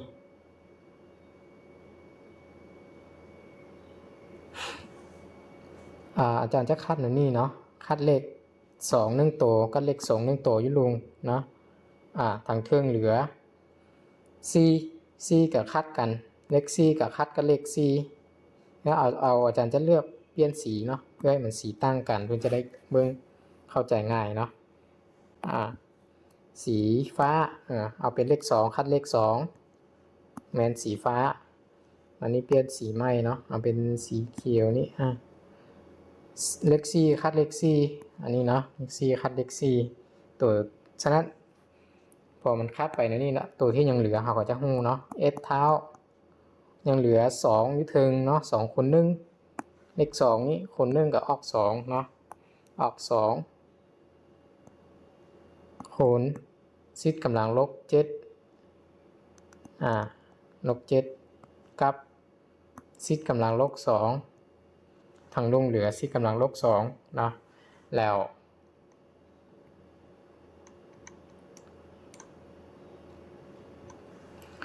เราจะเกเตตัวเลขกำลังมานี่นะจะได้อยู่2คูณ10กำลังลบ7ลบให้กับลบ2เหลือลบ5เนาะไม่นี่เนาะเหลือ10กำลังลบ5หัวหน่วยเป็นนิวตันฉะนั้นเราจะได้คอนแหงออกอยู่2คูณ10กำลังลบ5นิวตันเนาะคือขันตอกในข้อนี้แสดงว่ามันมีสูตรเดียวเลยแล้วไปเบิ่งมาบันทึกตัวกับตัวใดเนาะ2คูณ10กำลังลบ5ข้อขอไข่เนาะฉะนั้นข้อนี้เป็นข้อที่ถูกต้องในข้อที่35วิธีแก้ก็คือเราจื้อสูตรในกับจื้อค่าของผลศูนย์สภาพทรัพย์ศูนย์ได้ทางเม็ดเล็กเนาะตัวนี้เนาะจื้อตัวนี้มาเป็นค่าไต่โตอยู่ในปืนแบบอยู่แล้วไปเบิ่งเอาเนาะโอเคฉะนั้นอยู่ในข้อ35จะเมื่ออยู่ประมาณนี้วันนี้เรามาเบิ่งอยู่ในข้อที่36เนาะของบทเสียงจดชั้นม.7 ในวิชาวิทยาศาสตร์ธรรมศาสตร์เนาะสมเรียน2023-2024คำถามเพิ่นให้มาแม่นก็สายหนึ่งมี3ประสิทธิ์สะท้อนเองเนาะ 0.04 ฮันรี่เนาะตัวเฮ็ดนี้อันว่าฮันรี่เมื่อมีขวานเคนกระแสไฟฟ้า3แอมเปร์แล่นผ่านจะมีพลังงานสะสมในก้อนสายเท่าใดเนาะคำตอบก็จะมี 0.004 0.06 0.12 จูลกับ 0.18 จูลแบบนี้แล้วเอาไปเกว่ามันออกค่าข้อใดเนาะในนี้มันจะมาตรงกับสูตรเลยฉะนั้นเราจะเกมวันยากข้อนี้นะคือสิ่งที่ฮู้ก่อนเนาะให้ฮู้เรามี L ใหญ่เนาะเป็นสัญลักษณ์ของก้อนสายสะท้อน 0.04 ฮันรี่และก็กระแสไฟฟ้า I เท่า3แอมเปร์ให้เราไปซอกหาพลังงานเนาะจะเป็นตัว W วันนี้ในก้อนสายโอเควันนี้บทเกเนาะ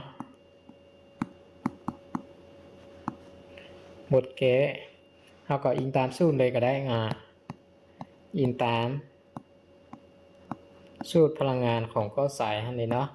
มันจะได้พลังงานเท่า1/2 IL เอา L ก้อนเนาะ Li กำลัง2เพราะว่า I เป็นกำลัง2ก็เลยเขียนไว้ทางท้ายเนาะ แทนค่าไปเลยพอเราแทนค่าใส่เราก็จะได้อยู่เท่า1ส่วน2 L แมน0.04 คูณ I แมนจะเป็น3เนาะวันนี้เรามาหาคูณแบบง่ายๆเบิ่ง 0.04 นี่เอาเป็น4กำลังลบ2เนาะจะเปลี่ยนอันนี้เปลี่ยนใช่ว่าคิดทัดไว้นี่เนาะว่า 0.04 เท่า4คูณ10กำลังลบ2แบบนี้เนาะลบ2แบบนี้เพื่อง่ายต่อการเกณฑ์ต่อไปเนาะถ้าแผนบ่ฮู้เปลี่ยนก็คือต้องได้คูณตัวเลขจุดไปเลยแล้วเราก็จะได้อยู่พลังงานเท่า1ส่วน2คูณ4คูณ10กำลังลบ2คูณ3เนาะบน0.04 กลายมาเป็น4คูณ10กำลังลบ2แบบนี้เพื่อหยังเพื่อเราจะได้เอาเลข4นี่นะเลข4เนาะ4มาหาร2 4หาร2จะออก2เด้เนาะฉะนั้น4คูณ1ส่วน2หรือว่า4หาร2นี่จะออกอยู่2เนาะเหลือ2ฉะนั้นเราจะได้อยู่พลังงานเวลานี้เท่าไป2คูณ10กำลังลบ2คูณ3ทางหลังเนาะ3คูณ2เป็น6เนาะก็จะเท่าเป็น6คูณ10กำลังลบ2ขออภัยยังกำลัง2จะยังบ่ได้แทนเนาะฉะนั้นยังบ่แม่น6เทื่ออันนี้ตัวเลข3มีกำลัง2ลืนไส้เนาะกำลัง2เป็น9เนาะ9ฉะนั้นจะเขียนเป็น9อยู่ทางลุงนี้9อยู่ทางลุงแล้ว2คูณ9ออก18เนาะจะเป็น18แบบนี้วันนี้10กำลังลบ2คือ 0.01 เนาะก็จะได้ 0.01 คูณ18ก็จะได้ 0.1818แล้ว18นี่เลยเนาะ 0.18 หัวหน่วยเป็นจูลแบบนี้แล้วเราก็จะได้พลังงานในเวลานี้แมน 0.18 จูลเนาะเป็นคำตอบในข้อนี้ 0.18 มันคือข้อใดมันจะมาตรงกับข้องอเนาะที่เป็นข้อถูกต้องฉะนั้นข้อนี้เป็นข้อถูกต้องในข้อ36เนาะ 0.18 คือเรามีได้จื้อสูตรตัวเดียวเราก็แทนค่าใช้ได้ก็ได้เนาะแต่ว่าอย่าลืมใช้กำลัง2ใช้กับตัวเวลาแทนค่านี้คืออาจารย์ก็ยังลืมเก็บไปลืมเนาะโอเคฉะนั้นข้อที่36ก็จะหมดประมาณนี้พามาเบิ่งอยู่ในข้อที่37ของบทเสียงจดชั้นม.7 เนาะในวิชาวิทยาศาสตร์ธรรมศาสตร์โซเฮียน2023-2024ซึ่งว่าอยู่ในข้อนี้มันจะอยู่ในภาคไฟฟ้าคลื่นไฟฟ้าแม่เหล็กเนาะหรือว่าคลื่นแม่เหล็กไฟฟ้าเว้าแนวใดก็ได้เนาะคำถามเพิ่นให้มาแม่นวงจรจูงมีเคลื่อนทอนไฟฟ้าบรรจุ50ไมโครฟลักเนาะไมโครฟลักเมื่อสร้างไฟฟ้าบรรจุเข้าจนเต็มแล้วนำออกไปต่อใส่กอสายที่มี3ประสิทธิ์สะท้อนเอง 0.5 ฮันลี่เนาะขวดที่ของการสร้างกลวยไฟฟ้าแม่นเท่าใดให้เราซอกหาขวดที่เนาะซึ่งในคลื่นแม่เหล็กไฟฟ้านี่ก็บ่มีสูตรหลายเนาะสูตรควอนที่กับสูตรโอเมก้าควอนไวมูนอกจากนี้ก็จะเป็นสูตรพลังงานของ2ตัวนี้นี่เนาะพลังงานของเคลื่อนท้อนก็จะเป็นพลังงานของท่องไฟฟ้าเนาะพลังงานของก้อสายก็จะเป็นพลังงานของท่องแม่เหล็กแบบนี้เนาะแต่ว่าส่วนหลายหลักๆตัวสูตรคิดลายก็จะมีแต่ควอนที่กับควอนไวมูในนี้ฉะนั้นเรามาเขียนสิ่งที่ฮู้เนาะสิ่งที่ฮู้เรามีตัว C เป็นตัว C เนาะเคลื่อนท้อนเท่า50ไมโครฟลักเนาะตัวนี้เราต้องได้เปลี่ยนหัวหน่วยก่อนเป็น เป็นฟลากเปลี่ยนให้เป็นฟลากบ่มีไมโครตัวมวยนี้บ่มีเนาะฉะนั้นเปลี่ยนเป็นจะได้50คูณ10กำลังลบ6เนาะหัวหน่วยของไมโครฟลากเป็นฟลากเป็น10กำลังลบ6ฟลากแบบนี้ต่อมาก็จะเป็น L เนาะก็สาย 0.5 ฮันรี่ก็เป็นหัวหน่วยฮันรี่เราบ่ได้เปลี่ยนแล้วเนาะซอกหาขวดที่เท่าไหร่จากสูตรบัดนี้จะเกต่อลุงนี่เลยเนาะ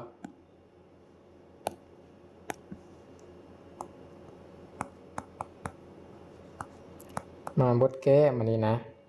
บทแก้นี่ก็จะอิงตามสูตรเลยหรือว่าเราสิเขียนใช่ว่าซ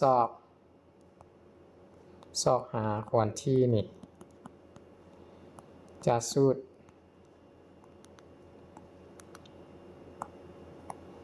หรือว่านำใช้สูตรก็ได้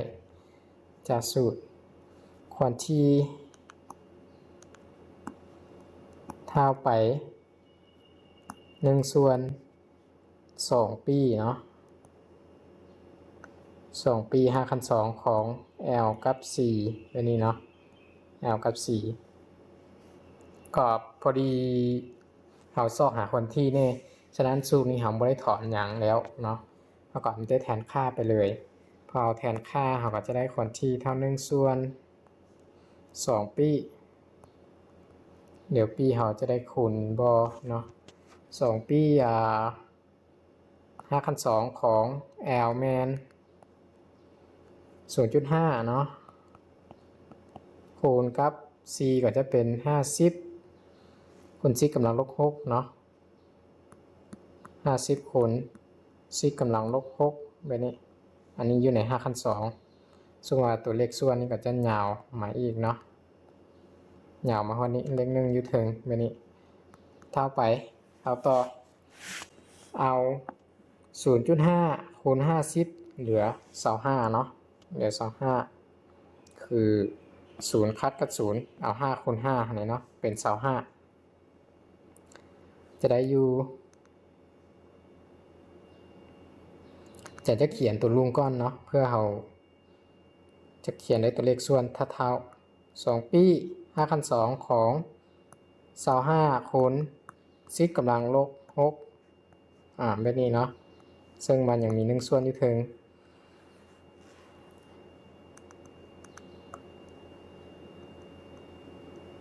โอเคมานี้25ถอน5ออกมาได้5เนาะ10กำลังลบ6ถอน5ออกมาได้10กำลังลบ3แต่ว่าก่อนจะถอน5ตัวนี้อาจารย์จะเขียนละเอียดให้เบิ่งเนาะ25นี่จะเปลี่ยนเป็นอันนี้เป็น1ส่วน2ปี5คัน2ของ25เนาะ25แล้วก็อาจารย์จะแยก5ออกมาเป็น5คัน2ของ5กำลัง2ก็เป็น5คัน2ของ25เลยเนาะคูณ5คัน2ของ10กำลังอันนี้วงเล็บ10กำลังลบ3ทั้งหมดกำลัง2แบบนี้เนาะมันจะแยกมาแล้วนี่ละ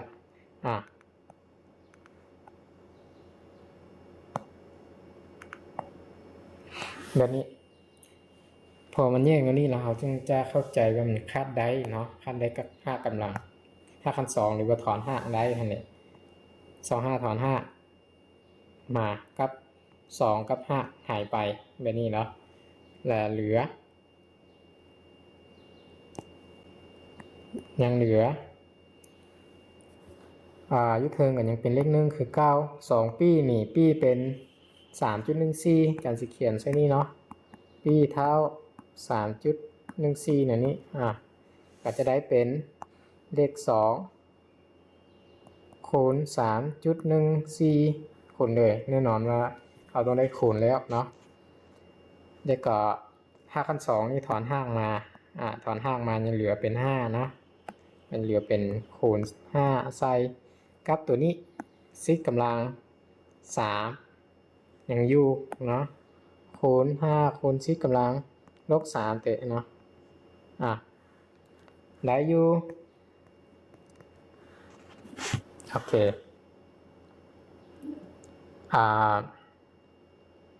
เอาเป็นอาจารย์เอาเป็น2คูณ5เนาะเบิ่งเอานี้2คูณ5ก่อน2คูณ5เป็น10เนาะ10คูณให้กับ10กำลังลบ3ยังเหลือ10กำลังลบ2เนาะจะหายจะกลายมาเป็นแบบนี้1ส่วนให้ครับ 3.14 คูณ10กำลังลบ2แบบนี้นะสุดท้ายนะ10กำลังลบ2อยู่ทางลุงหาเปลี่ยนไปอยู่ทางเทิงจะกลายมาเป็น10กำลังบวก2เนาะเป็น10กำลัง2อยู่เทิงส่วนให้กับ 3.14 แบบนี้แล้วเนาะ10กำลัง2ก็คือ100นั่นแหละ100หารให้กับ 3.14 อันนี้เราก็จะได้หารจากมือเองแล้วเนาะเวลาเสงแต่ว่าตอนนี้อาจารย์หารจากเครื่องนี้เนาะเครื่องคิดเลขเลย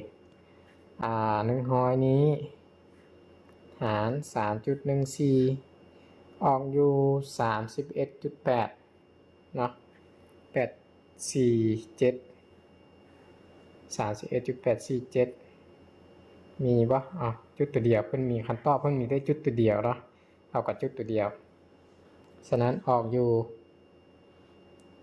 31.8 เฮิร์ตเนาะ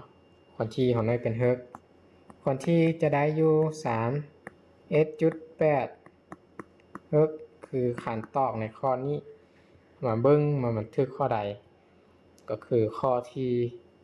ข้องอเนาะข้องอเป็นข้อที่ถูกต้องในข้อนี้31.8 เฮิร์ตเนาะโอเคบัดนี้ในข้อนี้ก็สูตรเดียวแต่ว่ายากนิดนึงก็คือยากนิดนึงแมนบอนนี้เนาะเอาเปลี่ยนหัวหน่วยจากไมโครฟลาสไปเป็นฟลาสนอกนี้ก็อาจจะเป็นตัวสูตรแน่บ่ค่อยได้ใช้ในเสียงหยังบ่หยังเนาะเขาก็จะจื้อในให้จื้อให้ได้เนาะนอกจากนี้ก็หลักจากนี้ก็คือการเกแบตถอนหักตัวนี้ให้มันตรงให้มันทึกในหารอีกเนาะก็คือบทเลขมันสูตรเดียวที่มันเก้ยาวฉะนั้นข้อนี้ก็สมควรเลยเนาะโอเคฉะนั้นมดอยู่ในข้อที่37เนาะ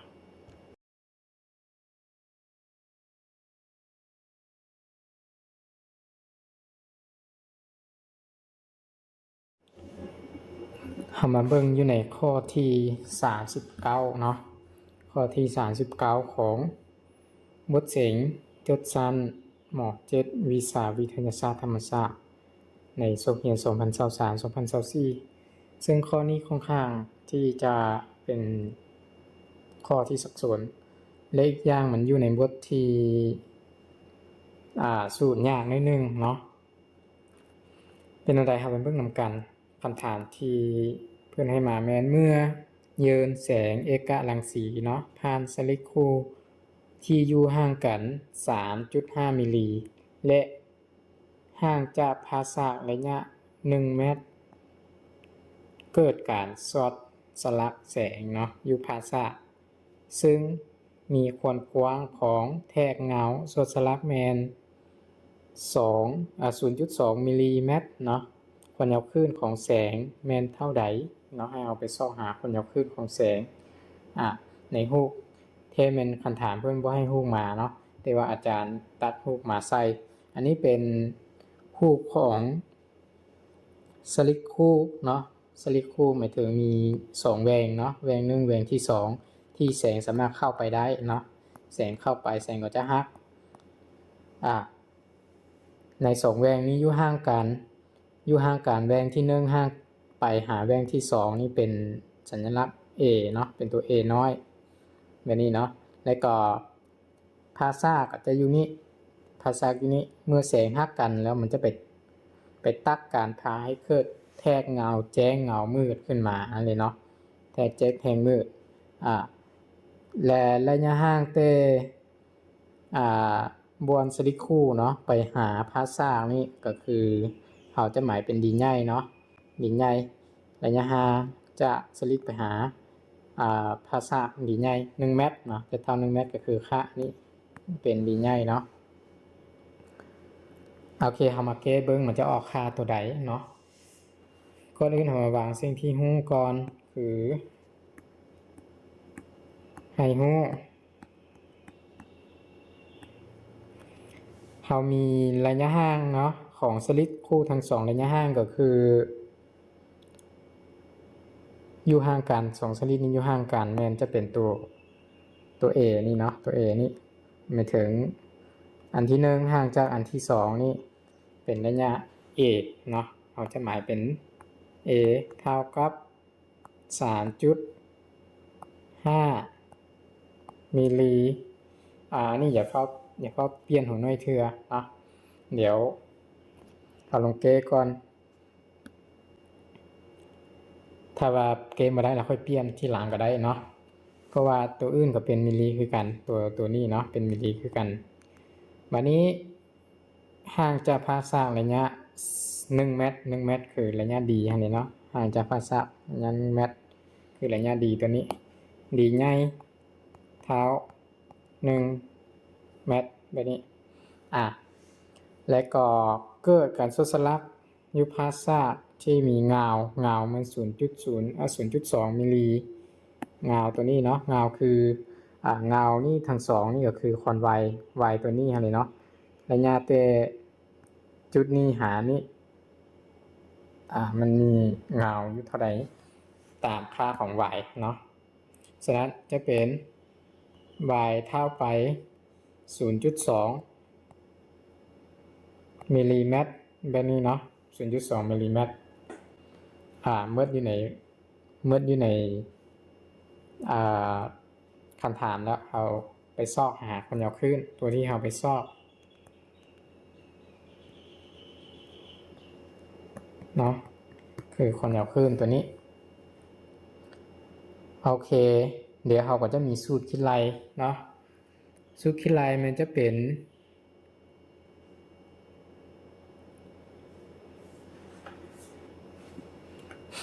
คือเพื่อนเว้านะอยู่ในนี้เนาะเพื่อนเว้าว่าขวนกว้างของแทกเงาเนาะขวนกว้างของแทกเงาเพื่อนจะเว้าแทกเงาแทกเดียวอยู่ในนี้เนาะขวนกว้างของแทกเงาแทกเดียวฉะนั้นเขาจะมีค่าของแทกอะไรเนาะแทกเงาเพื่อนว่าแทกเงาแสดงว่ามันจะมีได้แทกเดียวแต่ว่าแทกมันมีหลายๆแทกเนาะมันจะมีหลายๆเงามันจะมี2เงา2เงาที่3เงาที่4มันจะมีความกว้างต่างกันแต่ถ้าเป็นว่าแทกเงาในนี้ก็คือแทกเงามันจะมีความกว้างของเงาเป็นแทกที่1เลยเนาะเป็นความกว้างที่ใหญ่ที่สุดเนาะฉะนั้นยังมีค่าสิ่งที่ฮู้ก็ยังมีตัวแทกเงานี้อีกคือเพิ่นจะเขียนเป็นตัว n เนาะแต่ว่าอยู่ในสลิกคู่นี้เพิ่นหมายเป็นตัว n ตัวนี้เนาะเป็นแทกเงาแทกที่1เลยเนาะเห็นเท่า1เอาวางนี่โลดถ้าเพิ่นเว้าหนูนี่มาก็คือแทกเงาบ่ฮู้ว่าเป็นแทกที่เท่าใดก็คือแทกที่1โลดเนาะโอเคไปตอมบทเก้มานี่นะบทเก้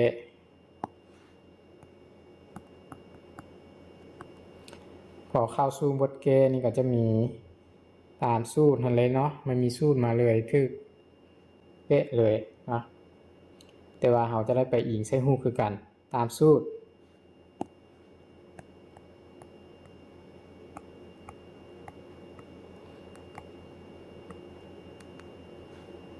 อิงตามสูตร a sin เนาะเตต้าจะเท่า n คูณลัมดาแบบนี้เนาะบัดนี้ a ฮู้แล้ว n ฮู้ลัมดาหยังบ่ฮู้ลัมดามันตัวที่เราต้องไปซอกเนาะ a ฮู้ n ฮู้หยังซีนกับหยังลัมดาเราจะถอนอันนี้บ่ได้เราต้องไปซอกซีนก่อนเนาะซีนซีนนี่เราจะเบิ่งจากฮูกตัวนี้เนาะฮูกที่อาจารย์ให้มาอยู่ อยู่นี่คือมุงเขาจะมีมุงเป็นมุงตัวนี้เนาะเขาจะสังเกตจากฮุกไปนี่ก็ได้ฮุกเดียวเนาะฮุกเดียวไปนี่ที่มีมุงซากอยู่นี่แล้วก็มุงเตต้าอยู่นี่เนาะเตต้าอยู่นี่ฉะนั้นมันจะมีเป็นข้างกองหน้ากองซากติดเป๊ะเนาะกองหน้ากองซากติดเป๊ะค่าของซีนจะแมนค่าของกองหน้าส่วนกองซากเนาะกองหน้าก็จะเป็น y กองซากก็จะเป็นข้างนี้เนาะข้างนี้กองหน้าก็จะเป็นข้างนี้ชื่อว่าอะไรกองหน้าแมน y เนาะกองซากแมนจะเป็นข้างนี้เต้เนาะเต้มันมีในสูตรคิดไรนะมันมีข้อที่เพิ่นว่าขนาดเนาะเกือบเท่าอะไรเนาะเกือบเท่าเนื่องจากว่ามุงให้มันน้อยหลายก็คือคนกว้างของไว้นะคนกว้างของไว้นี่มัน 0.02 เนาะ 0.02 ของพวกแม่นอีกเป็นมิลลิอีกฉะนั้นคนกว้างมันน้อยหลายให้มุงอันนี้มันน้อยเนาะถ้ามุงน้อยหลายนี่ค่าดีนี่เกือบเท่ากับค่าอย่างค่าดีฟากนี่อะไรฟากดีนี่แมนมันจะเกือบเท่ากับฟากฟากดีนี่เป็นฟากข้างติเป๊ะเนาะแต่ว่ามันจะเกือบเท่ากับข้างกองซากเลยเนาะกรณีมุงมันน้อยหลายมันจะเกือบเท่าเนาะฉะนั้นสินคือถ้าอาจารย์จะหมายในนี่นะถ้าอาจารย์จะหมายสัญลักษณ์เนาะ A ไปหาอาจจะเป็นตัวนี้จะเป็นสีขีดบ่เนาะหรือว่าระยะเส้นนี้ก็จะเป็นเส้นนี้เขาอาจจะหมายเป็นดีน้อยก็ได้ดีน้อยเนาะดีใหญ่เกือบเท่าดีน้อยดีใหญ่เป็นข้างดีใหญ่เป็นข้างที่เป๊ะดีน้อยเป็นข้างกองซากเวลานี้เนื่องจากมุงมันน้อยหลายฉะนั้นสองข้างนี้ก็เลยเกือบเท่าเดียวเลยเนาะเพราะว่าคนกว้างของไวมัน 0.02 มิลลิ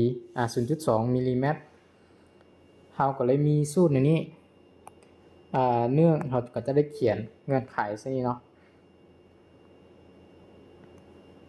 เนื่องจาก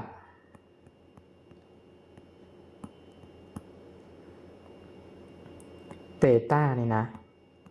มีค่าน้อยเนาะหลายดังนั้นเราได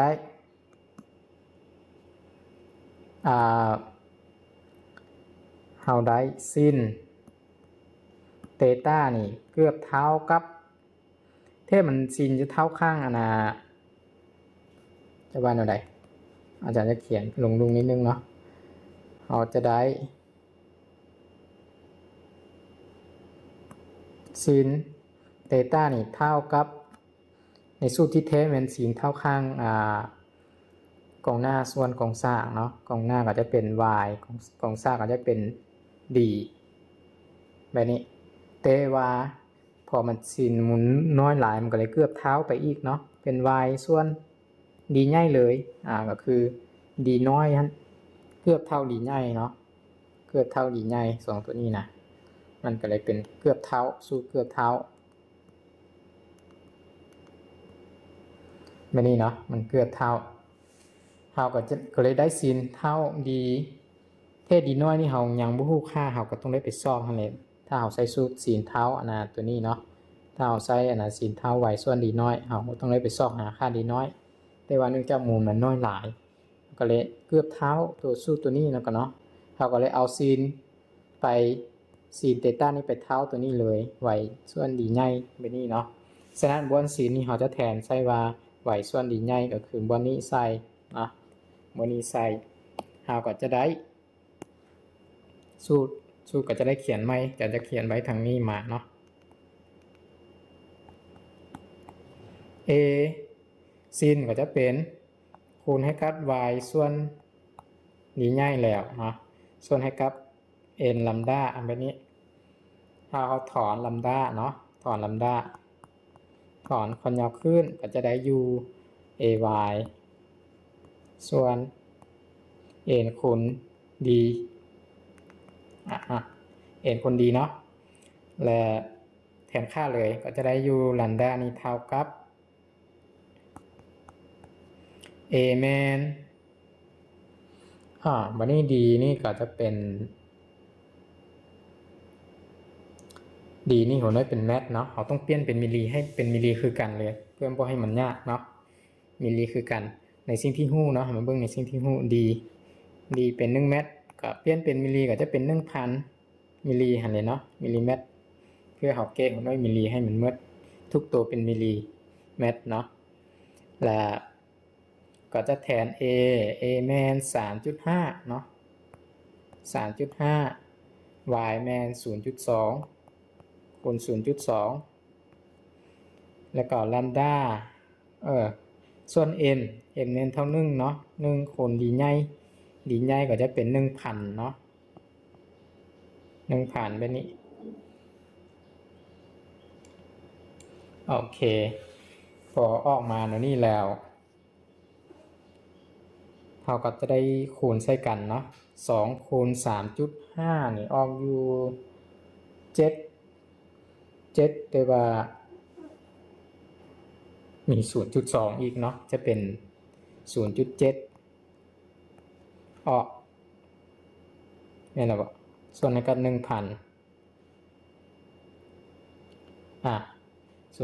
ส่วน 1,000 เดี๋ยวอาจารย์ไม่ได้ใจเนาะ 0.2 คูณ 3.5 ตึก0.7 ถึงแล้วเนาะวันนี้ 0.7 หาร 1,000 จะออกอยู่0.7 คูณ 10 กำลังลบ 3แล้วนี่เนาะเพิ่มบ่ให้เป็นตัวเลขจุดหรือเขาสิเขียนในนี้ก็ได้ 0.7 อันนี้เป็นหัวน้อยเป็นมิลลิเมตรแล้วเนาะหรือว่าเขาสิเขียนเป็น7คูณ10กำลังลบ4ก็ได้เนาะมิลลิเมตรแต่ว่าในขั้นตอนนี่บ่แม่นมิลลิเมตรมันเป็นนาโนเมตรเนาะผมเบิ่งหัวน้อยนาโนเมตรนาโนเมตรเขาต้องเปลี่ยนไปเป็นนาโนเมตรเนาะจากมิลลิเมตรไปเป็นนาโนเมตรหรือไมโครเมตรนาโนเมตรปิโคเมตรไปอันนี้นี่เราต้องได้ชื่อการเปลี่ยนหัวน้อยตัวนี้เนาะต้องได้ชื่อการเปลี่ยนหัวน้อยตัวนี้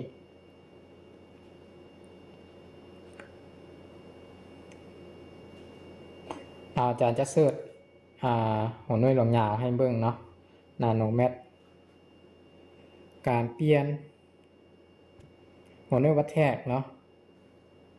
หัวน้อยเป็นภาษาไทย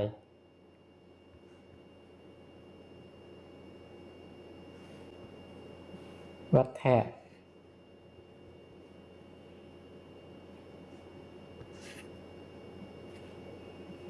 ลงตัวนี้เบิ่งมันออกบ่โอ้ลืนเปิดเน็ตเนาะโอเคหัวน้อยวัดแทกเอาตัวนี้ก็ได้เนาะบ่เห็นแจ้งปานใดอันนี้ก็ได้เอามาเบิ่งว่าอยู่ในนี้เนาะอยู่ในรูปนี้ก็จะเป็นนาโนก็จะเป็น10กำลังลบ9เนาะ10กำลังลบ9ถ้าเราเปลี่ยนจากนาโนมาเป็นเมตรได้จะได้คูณ10กำลังลบ9เนาะแต่ว่าเดี๋ยวนี้เราเปลี่ยนจากเมตรไปเป็นนาโนนะเปลี่ยนจากเมตรไปเป็นนาโนเราจะได้คูณ10กำลังบวก9แทนเนาะบวก9แต่ว่าบวก9เวลานี้มันต้องแม่นเฮาบวก9มันต้องแม่นเฮาอยู่ในหัวหน่วยเมตรเนาะแต่เฮาอยู่ในหัวหน่วยของมิลลิเมตรเฮาอยู่ในหัวหน่วยของมิลลิเมตรฉะนั้นเฮาบ่ต้องบวก9แล้วเฮาบวกแต่6เนาะพอเมตรมาฮอดมิลลินี่มันเป็นบวก3อีกทีแล้วฉะนั้นเฮาบวกอีกเปลี่ยนหัวหน่วยจากมิลลิไปเป็นนาโนเฮาก็คูณ10กำลัง6เข้าไปเนาะแลมด้านี่เราก็จะได้เป็นอย่างนี้เนาะแลมด้าออกอยู่7คูณ10กำลังลบ4มิลลิเมตรแต่ว่าเราจะเปลี่ยนเป็นนาโนก็คือเขาจะได้7คูณ10กำลังลบ 4คูณ10กำลัง6บวก6เข้าไปเนาะคูณ10กำลังบวก6เข้าไปเวลานี้ลบ4บวก6เนาะลบ4บวก6เอากำลังมาบวกกันเพราะว่ามันเป็นเลขคูณเนาะลบ4บวก6จะออกอยู่2เป็นบวก2ก็คือออก7คูณ10กำลัง2 10กำลัง2ก็คือ100เนาะ7คูณ100ก็คือ700ผมน่าจะเป็นหน้านอแมทแบบนี้แล้วเนาะความยาวคลื่นจะออกอยู่700หน้านอแมทนี่คือขั้นตอบเนาะโอเคสนะขั้นตอบข้อที่ถูกต้องก็อยู่ในข้องอในนี่เลยเป็นข้อที่ถูกต้องเนาะถือว่าข้อนี้คือข้อที่ยาวเนาะเมื่อเพศเท่าหู้แล้วก็คือเก้ไปเมื่อยาวที่ว่า1คือการเปลี่ยนหัวหน่วยเราต้องจื้อเนาะ2คือการสังเกตจากหู้โดยอิงไซใต้มุมมิติเนาะของค่าของซินในปัญหาซินตัวนี้เนาะก่อนเขาจะได้ออกค่าคนเอาขึ้นมาโอเคฉะนั้นอยู่ในข้อนี้ก็จะมืดประมาณนี้เนาะข้อ39เรามาเบิ่งอยู่ในข้อที่40ของบทเสียงจดสั้นหมอ7เนาะในวิชาวิทยาศาสตร์ธรรมศาสตร์ของศุกร์เรียน2023-2024ซึ่งข้อนี้เป็นข้อสุดท้ายเนาะเลยก็เป็นข้อที่เกี่ยวกับฟิสิกส์อะตอมอยู่ในภาคฟิสิกส์อะตอมคำถามเพื่อนให้มาแม่นอนุภาคขาตกเนาะเคลื่อนที่เป็นเส้นซื่อผ่านบริเวณท้องไฟฟ้ามีความเข้ม3.2 คูณ10กำลัง4โวลต์ได้ก็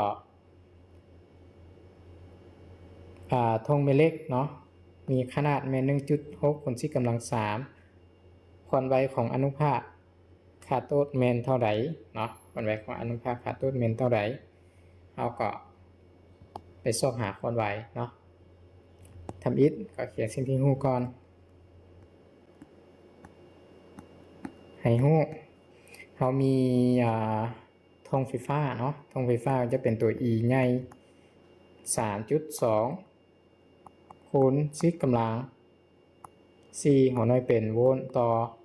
แมตต์และทงแม่เหล็กก็จะเป็นตัว B ออกอยู่ 1.6 คูณ10กำลังลบ3เนาะเทสลาหัวหน่วยเทสลาสอบหาความไวแบบนี้เนาะเทอยู่ในข้อนี้นะ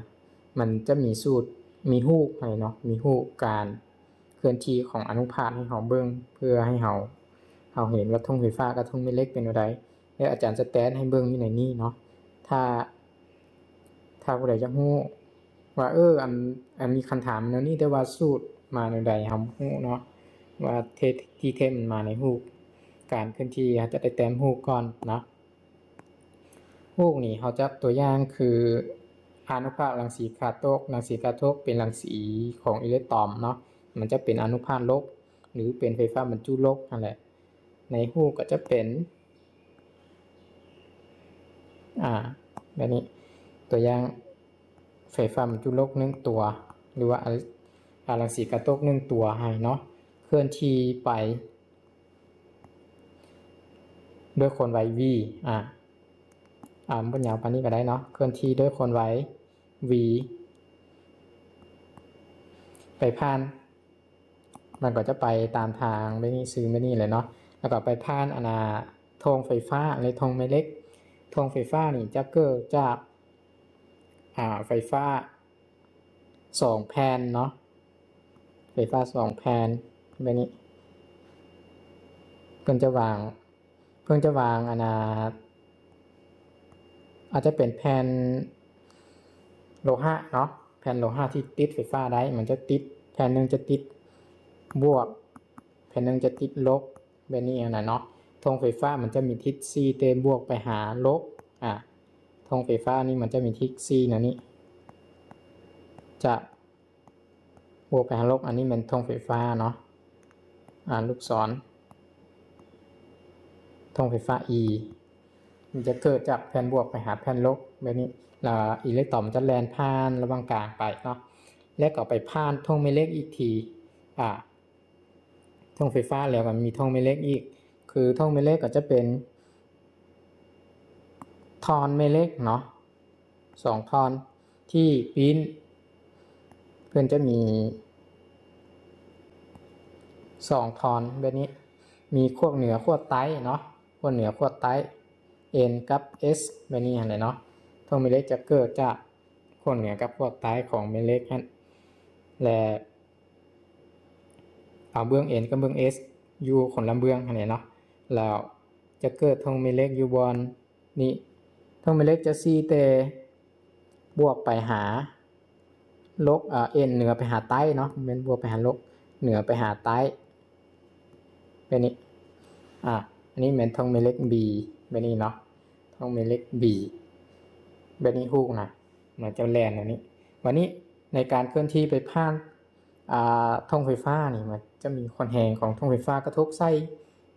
ตัวรังสีไฟลบตัวนี้เลยเนาะตัวไฟฟ้าบรรจุลบตัวนี้มันจะมีไฟฟ้าของท่งไฟฟ้ากระทบใส่ตัวรังสีนี้พอมันไปฮอดตัวท่งแม่เหล็กบอเนาะมันก็จะมีความแรงของท่งแม่เหล็กกระทบใส่ไฟฟ้าบรรจุตัวนี้อีกเนาะเฮ็ดให้มันมี2ความแรง2ความแรงฉะนั้นในสูตรคิดลายก็จะมี2สูตร2ความแรงอะไรเนาะเอาบทแก้อาจารย์จะเขียนใส่นี่เนาะบทแก้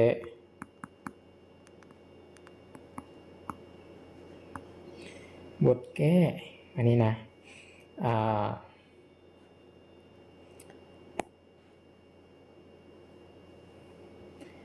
อาจารย์จะประเมินจากฮูกมาเลยเนาะเอามีความแรงของท่องไฟฟ้า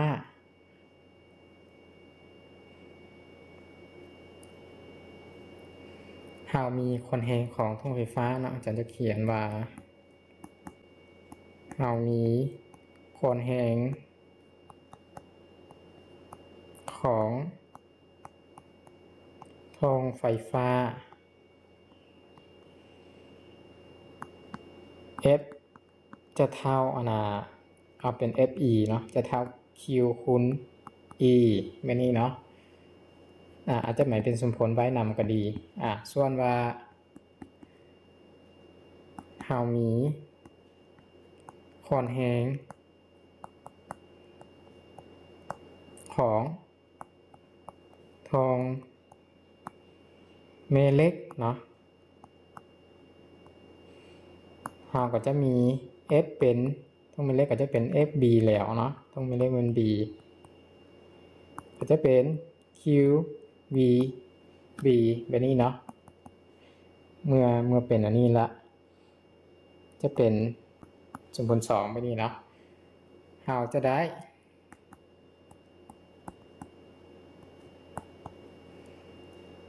เขียนว่าเราได้ก็พอเนาะเราได้F ความแรงของวันอะไรท่องไฟฟ้านี่จะเท่ากับความแรงของท่องแม่เหล็กเนาะสองความแรงนี่มันอยู่นำเดียวมันก็เลยเท่าเดียวเนาะและตัวสูตรก็จะเอา1กับ2มาแทนใส่ให้เลยจะเขียนว่าแทนสมผล1และเนาะสมผล2ใส่จะได้ QE เท่ากับ QVB แบบนี้อย่างนี้เนาะแล้วก่อนเราจะได้สูตรนะและแต่ว่าอันนี้มันยาวเนาะยาวก็ให้ยักหัวแล้วให้เกณฑ์ละเอียดเกณฑ์อะไรเนาะแล้วก็จะเหลือเป็น Q จะมืดไปเหลือ E เท่า VB แล้วเราค่อยถอน V นะค่อยถอนคอนไวเรายักหัวคอนไวเด้จะเท่า E ส่วน B ตอนนี้เนาะแทนค่าเลย E แม่น3.2 คูณ 10 กำลัง 4เนาะ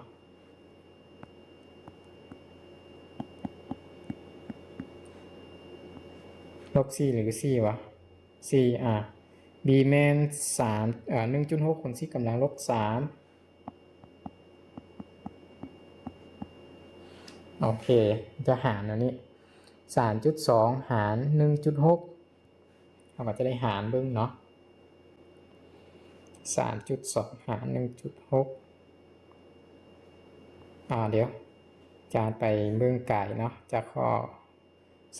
39มันถึงแล้วเนาะเราก็จะหารเบิ่ง 3.2 หาร 1.6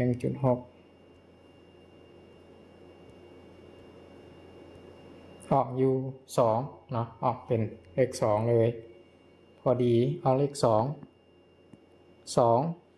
เนาะส่วนว่าซิกกำลัง4กับซิกกำลังลบ3นี่ก็จะได้คูณบวกกันเนาะลบกันอีกจะเป็นแบบว่าคูณซิกกำลัง4ลบให้กับลบ3ไว้นี่เนาะ4ลบให้กับลบ3จะเป็นบวก7ฉะนั้นควรใบเวลานี้ก็จะยังเป็น2คูณซิกกำลัง7เนาะเป็นกำลัง7คนน้อยเป็นเมตรต่อวินาทีเมตรต่อวินาทีคือค่าของคนใบเนาะคำตอบของข้อนี้ที่เทสูตรนี่เราไม่ต้องไปเขียนยาวคืออาจารย์ก็ได้เนาะเราสามารถใช้สูตร e เท่าv เท่า eb นี่เลยก็ได้ถ้าเราจื้อเลยถ้าเราไม่จื้อก็คือเราก็จะได้เขียนเต้ทำอิฐมาก็ได้เนาะv เท่า e ส่วน b แล้วแทนค่าเลยมันก็ออกแล้วคันตอบแม่น2คูณ10กำลัง7เนาะเบิ่งมันสิมีบ่2คูณ10กำลัง7ทึกข้อกอเนาะข้อกอมีข้อนี้เป็น3เนาะ3คูณ10กำลัง7 2คูณ10กำลัง8 3คูณ10กำลัง8ฉะนั้นข้อกอเป็นข้อที่ถูกต้องในข้อนี้เนาะฉะนั้นข้อ40ซึ่งเป็นข้อสุดท้ายของบทเสียงจดสั้นม